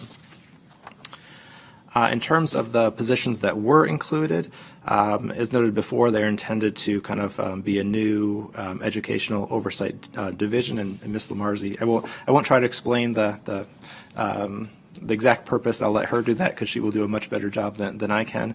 But noting that the positions have an FY24 cost of $214,000, and since these are lapsed for 3 months, there will be an additional annualized cost in the out years for adding these positions. Since the positions are an increase to the tax-supported budget in FY24, they will need to be placed on the reconciliation list per the Council President's budget approach guidelines. And Council staff recommends potentially considering placing them as 2 separate positions at a cost of $107,053 each, and categorizing them both as priority. As noted before, the executive's budget did not provide the additional 3 FTEs for audit functions that the office had requested, and I've included some explanation from the office as to why they think those positions were needed, and we can go into that a little bit more detail. In terms of vacancies and lapse, the office had 4 vacant positions as of March 3rd, with an FY24 budgeted cost of about $586,000. All positions have been vacant for less than a year. As of April 14th, they are now down to 3 vacancies, with 2 positions being filled, then a separate resignation opening up another vacancy. So other than the standard lapse associated with new positions, OMB did not assume any historical or one-time lapse for the office in the FY24. And given that the office is still ramping up its staffing, the positions that were approved last year to meet its long-term staffing goal, Council staff does not recommend that the committee consider reducing any of the office's vacant positions. We've included a section for proposed budget language for the budget resolution. This is kind of a weird anomaly that's required in the county code, that the council is required to project future budgets for the office, even though you cannot commit to a future funding decision in the operating budget. And so how the council has handled this in the past is by kind of flatlining the projected future cost based on the annualized costs starting in the next fiscal year. So I've included some draft language in the staff report which does that based on the executive's recommendation, with the understanding that whatever the final decisions of the council are regarding this budget, we'd update the numbers accordingly. And then in the racial equity and social justice review, which you've obviously just had a good discussion about that whole process, but the Office of Inspector General did receive a 3 stars out of 3 stars, the highest rating, indicating that a strong commitment to advancing racial equity and social justice in the county. And we've included the language from the office about what led to the Inspector General's rating. And with that, I will turn it back to you for questions and comments. Great. Thank you, Mr. Howard. Ms. Lamarzi, would you like to share anything with us about your department, particularly the budget request this year? Absolutely. As you know, the Office of the Inspector General is committed to increasing transparency in county government-funded programs, providing analysis and insight into administration of all of the programs, highlighting opportunities to increase efficiency and effectiveness in those programs, and advising on ways to deter and prevent fraud, waste, and abuse. In fiscal year 23, we have continued with our mission, and we've begun to develop different ways of providing actionable, tangible findings that can be put into action. So we have made recommendations and observations to increase efficiency, effectiveness, of course, but we've also identified potential savings. In one report, we identified $23,661 of potential savings. In another investigation, we identified $134,000 of improper payments. Third report identified a $3.6 million deficit in a county fund. And in a final report, we found $150 million of underreported COVID spending. All of that has been put forward, and while we have done that, it has been as we continue to grow the office and get skilled and well-trained staff to be able to do this type of work. Our budget request is rooted in analysis and reflects our statutory requirements. So it is two pieces, and Mr. Howard talked about both for you a little bit. I'd like to expand so you have a better sense, particularly about MCPS and what I'm going to call educational oversight, because we do also have oversight over the college, and it's the Board of Education, MCPS, and the college. So since the law took effect in the General Assembly, literally in the last hours before the state shut down for COVID, we have been very careful to assess and monitor the impact of that change on our operations. I've said to this committee before, and I've said to the executive branch, it was important that I knew what the impact could be on our office before I came asking for additional resources. And that's exactly what we've done. We've assessed the challenges of going into MCPS, and we've strategized on how the most effective way that will happen. The request is for 2 FTEs to begin an educational oversight unit. During calendar year 2022, 50% of our investigations were related to MCPS. We logged 162 hours on 14 MCPS complaints and over 3,000 hours on investigations. That's the equivalent of 1.5 full-time employees working 40 hours a week, 52 weeks a year to do that work. We've evaluated numerous contracts for compliance with MCPS policy. We did identify $133,000 of purchases by MCPS DOT employees that were counter to policy, and we referred an additional $1,600 of potential theft to law enforcement. And we identified insurance premiums with a minimum estimated value of $3 million that had been withheld from MCPS retirees. Based on the dollars at risk at MCPS, the complexity of its operations, other inherent risks like political pressure, technological challenges, and the mission and scope of their operations, MCPS is fundamentally a high-risk operation that is deserving of oversight. The impact to our work plan has been realized as of today. In April of 2022, we had issued 9 reports. And as of today, in April of 2023, we've issued 7, 2 of which were MCPS related. So it is having an impact on our ability to do other types of proactive work that we are required to do to give oversight to county government as a whole. I believe that the 2 positions align with the council's stated goals for this budget of enhancing the resources to MCPS. In tandem with enhancing resources is a need for oversight. The second component of our budget request is related to our staffing plan and the audit mandate. And Ms. Stewart, you will start to hear me say 1119 all the time. The other members of the committee are well versed in it. But that obviously is our statutory mandate to complete systematic reviews of all the principal departments in county government. We did an analysis and determined that a responsible rotation would get us back to every department within 4 years. In order to get to every department in 4 years, we have to have the staff to do it. And we are actively recruiting. And I can tell you the number of recruitments we've done and how challenging it is to hire auditors. They are in high demand. We compete with the federal government. We compete with private firms, and we compete with government contractors that do auditing work for the federal government. We've had several fantastic employees in the office who've done great work here and learned a lot and been trained and have gone on to better things and bigger opportunities and left us in the last really 4 or 5 months. The staffing plan projected 3 positions for FY24, and it was part of our budget request. Without those, we will have a longer rotation between getting to our audits of the departments. And a longer rotation may hamper the effectiveness of audits. and it may diminish the intent of the legislation and the mandate, and it may elevate the risk to the county. The budget presents challenges to this body, and there are many competing priorities, but there are numerous advantages and relatively low costs to funding the Office of the Inspector General. Just to put it into perspective, the FY24 recommended operating budget before you is $6.8 billion. 47% of that goes to MCPS. The Office of the Inspector General proposed budget is $3 million. That is 0.0446% of the entire recommended budget. Not even a tenth of a percent here. The cost of the 2 MCPS positions, Mr. Howard has in his packet at $214,000.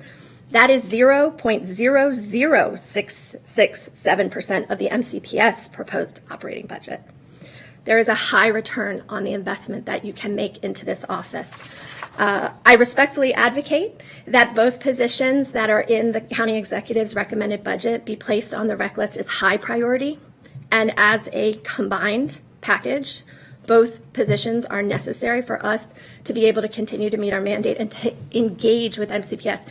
Oversight at MCPS is like having oversight over a second government. They have different policies, procedures, systems, operations, personnel. We have a lot of work to do, and we've built great relationships with Dr. McKnight and her executive leadership team. We're ready to go now. We've done a lot of the groundwork. We just need the positions to do that. I also hope that this committee will continue to consider the impact of failing to add audit staffing to the division, and how that may affect our mandate moving forward. Thank you, Ms. Lamarzi. Could you just expand on the point of putting these 2 positions together on the budget reconciliation list? Absolutely. I'm advocating for the most resources, the best options that we have. One is a management position, an M3, which will be able to do, if you want to think of it, a lot of the administrative tasks that need to be done, gathering policies and procedures, making the connections. MCPS on a different, just as an example, they're on a different email system, for example. We have to get different logins to be able to then be trained and have access to their accounts payable, for example. There are extra hurdles that we didn't have when we did that here in the county. So I think the role of that individual really is to do a lot of forming the division, helping to identify the areas where we need to go and put into our work plan, both proactively and reactively. And then the other individual really is boots on the ground, investigative analyst. That's what we call it here. It's an investigative auditor type position. Who is there, who is taking in and handling all the complaints that come in and taking that all the way to determining what the results are. So it really is 2 that need to come together for us to be able to do that type of work. Great. Thank you for that explanation. Council Vice President Friedson? Well, thank you, Madam Chair. First of all, thank you for all your work. Thank you for fulfilling the intentions of Bill 1119 and really moving that forward. I would just say, we have in this committee really focused on trying to provide the resources for this department. And, I do think the oversight, particularly of education spending and of MCPS, is critical, particularly as we have conversations about, historic levels of new funding. We've talked a lot about the federal funding and how much we needed this office to be set up to do this work. And I think we're positioned, thankfully. I don't know that we had predicted that we were going to have hundreds of millions of dollars of new federal spending that we didn't anticipate, that was different than how the county had previously operated and needed to be scrutinized. And, there were some mistakes that were made, I think oftentimes honest mistakes, but mistakes nonetheless that needed to be corrected. And you need an independent agency and department to come in and help and to look into those. But, I think a very important message to send to the public that we are going to scrutinize dollars, and we're going to make sure that every taxpayer resource is spent and invested effectively and appropriately and responsibly. And so I hope that we can advocate for positions specifically related to the education oversight, noting the fact that this is a very tough budget. There are a lot of competing priorities, and we're going to have to figure out how to make it all work. Great. Our colleagues doing it's a long session this morning. So I would just say I very much appreciate the recommendation. I would say that I would agree with putting these on the reconciliation list as a combined. I really appreciate the explanation as a combined, and I do think this should be a high priority. I think you made a very good case. I had already written it on my packet, but I appreciate you walking us through it, because I do think as we're looking at MCPS, the budget, and everything else, it would be very helpful to provide that additional staff in your department. So we're recommending, Councilmember Katz. Though I missed part of what the chair said, I have a feeling she and I are in agreement. I don't understand how you can even do the work you're doing with 2 more people. I really don't. I mean, MCPS has got to be full-time work in some cases. And so I'm certainly fine to put, if there could be a higher priority than a high priority, I think that's where we need to be. And I think we need to look at to make certain that your staffing is going to work for this, because this is a lot of work. I'm not telling you any secret. So anyhow, I'm fine with it, but we need it. I appreciate that, Mr. Katz. And I think we have to add, as I have over the last 3.5 years since I took my position, responsibly add positions and ensure that they are being put to use as best we, as in the best way before we continue to grow and do that. Great. All right, so I think from the committee, we're all in agreement to put these on the reconciliation list as a package, both positions at a high priority. Great, thank you, Ms. Lewis. All right, our last item up, Office of Management and Budgets, FY24 operating. And thank you for waiting.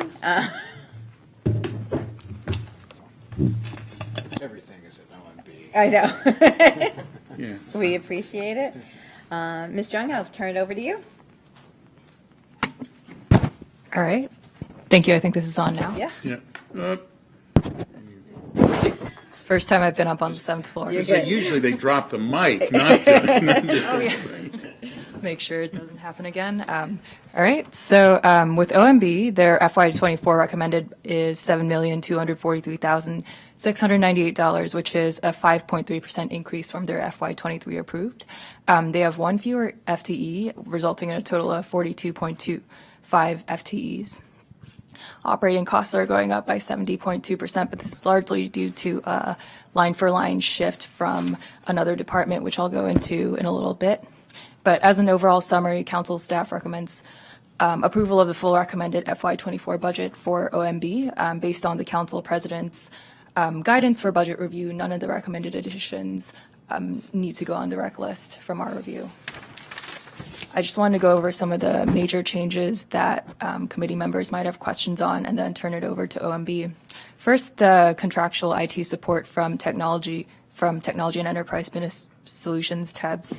This is adding $220,000 to OMB's budget, but this is, again, a line-for-line shift from one department to another. There are no increases or reductions here, and this is now in OMB to better reflect the nature of the IT support and the fact that it works so closely with OMB. So we're recommending this change as a required change. Next up, I want to talk briefly about the decrease in the reduction of other professional services. This reduction is predominantly related to a contractual support service for an employee who has retired from county service. There's also a decrease shift out of OMB of 1 administrative specialist position to recreation. Again, this is a line-for-line change, no additions or reductions here. It's a reduction in $122,483 and reducing 1 FTE. And those are the major changes for the budget. Everything else FY23 compensation, printing and mail, those are either separate Go Committee decisions or they're just automatically required. In terms of their vacancy list, really quickly, OMB has 6 vacant positions for FY24 as of March 3rd, 2023, with a total cost of $1,149,479. There are no positions that have been vacant for over a year, so we didn't go deeper into that. And for racial justice, OMB received a rating of 3 from the Office of Racial Equity and Social Justice. The description of the justification is in the packet. And I think I can turn it over to council members and OMB. Thank you. I think you guys win the gold medal. You cut a position, you have no long-term vacant positions, and you get a 3 on the racial equity and social justice score. Do you want to add anything, Ms. Bryant? Really hard. Thank you, Madam Chair Stewart and Vice President Friedson and Councilmember Katz. As the analysts, we would like to thank the central staff for their work on this packet. We do work really hard. We've been successful at filling positions last year. Almost a third of our analyst positions were vacant. We worked very hard to fill those before the upcoming budget season started last year.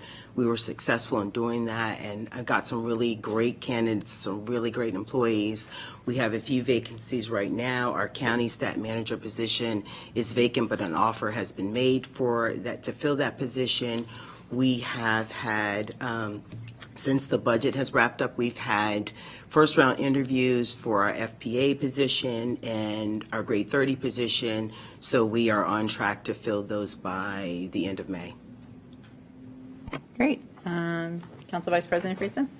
Yeah, just echo the points. I really appreciate all of the work. Not easy to put all of this together. Really appreciate the office and the efforts that you've undertaken to staff up and to do what you have been doing. I want to reiterate the county stat conversation. I think we do need to come back to that. I won't reiterate the points that I have already made previously, but I really do think as we move forward, if we are going to keep county stat as it's currently situated, we need to make sure that we utilize it in a way that actually helps you do your job, helps the Office of Racial Equity and Social Justice do its job, and helps each department to ensure that it has the data needed to do their job. So I hope we can come back to that conversation, hope to have your commitment and your thoughts on how to better utilize that office. I do feel strongly that it is not doing what we had intended it to do.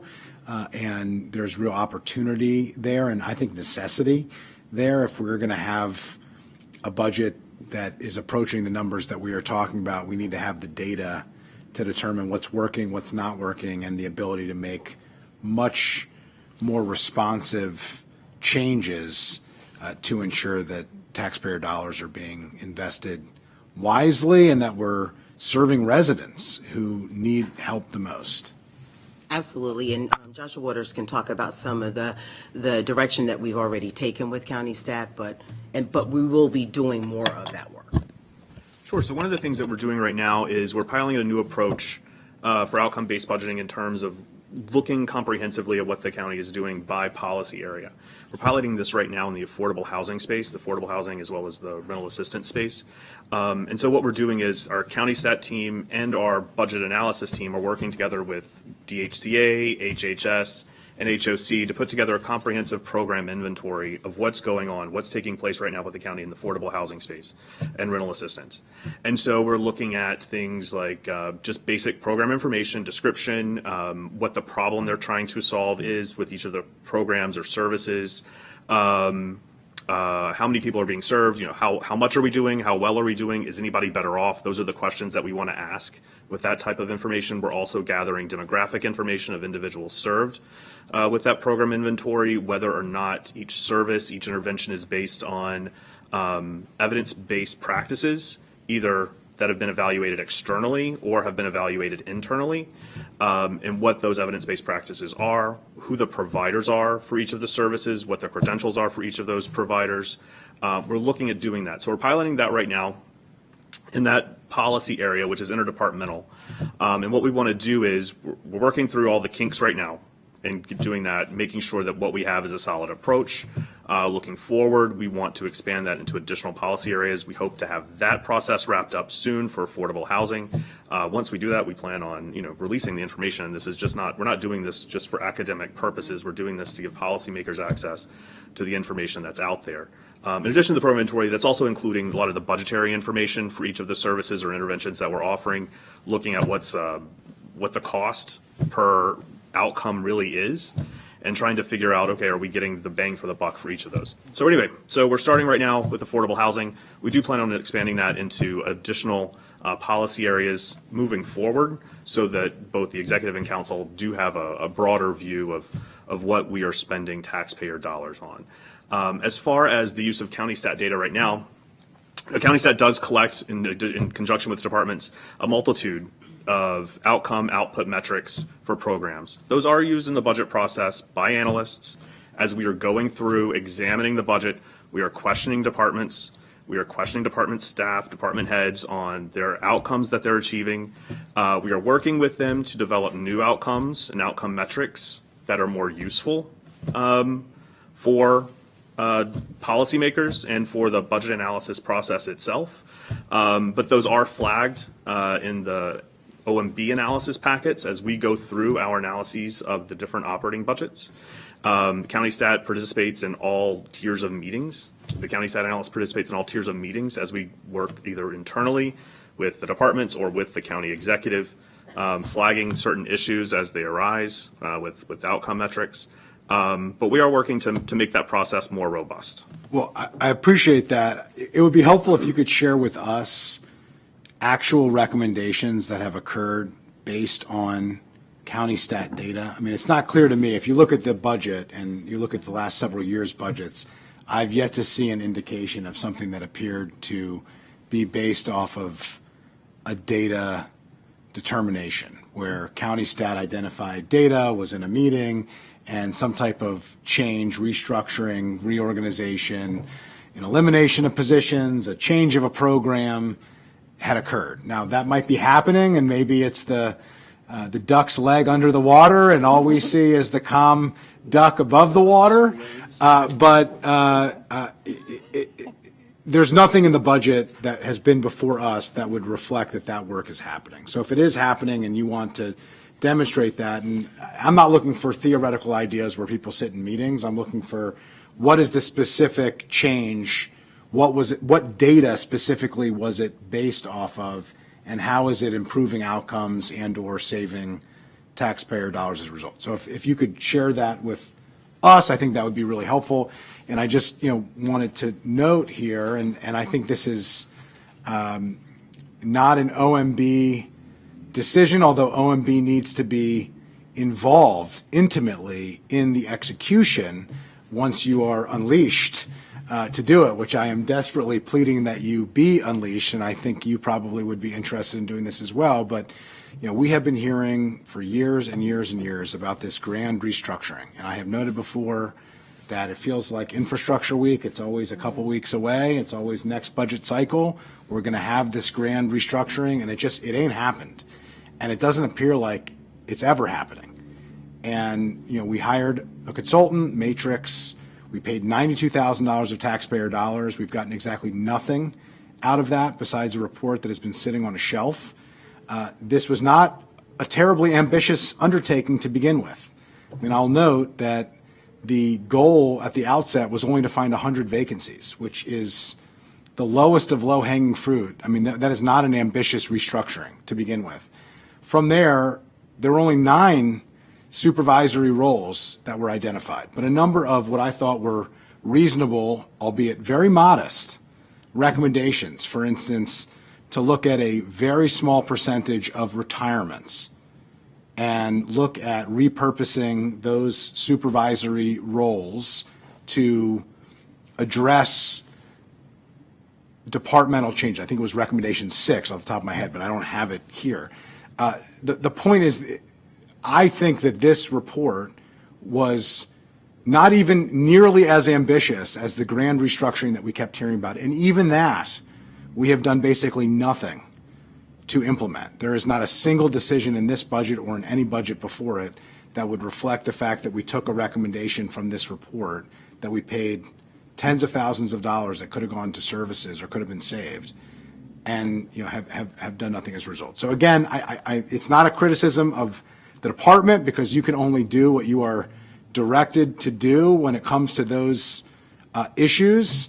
But I really hope that when we come back here next year, that we spend the next several months actually doing the work that we've been hearing about and talking about for years. And so I would be remiss, as I have tried to raise, kind of broader issues in some of these conversations, if I didn't mention that.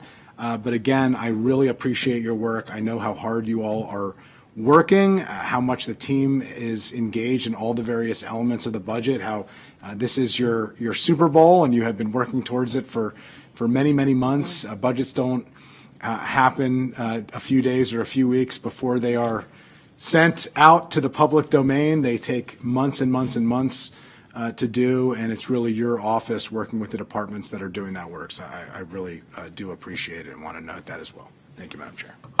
Great. All right. Well, thank you so much again for being here and all your hard work. Thank you for the update. And that closes out this session of government operations. And I think we actually have 2 more meetings this week. So we're early now. But It says time to stand. Oh, time to stand. All right. Watch is telling me to stand up. Thank you all. We'll see you again later this week.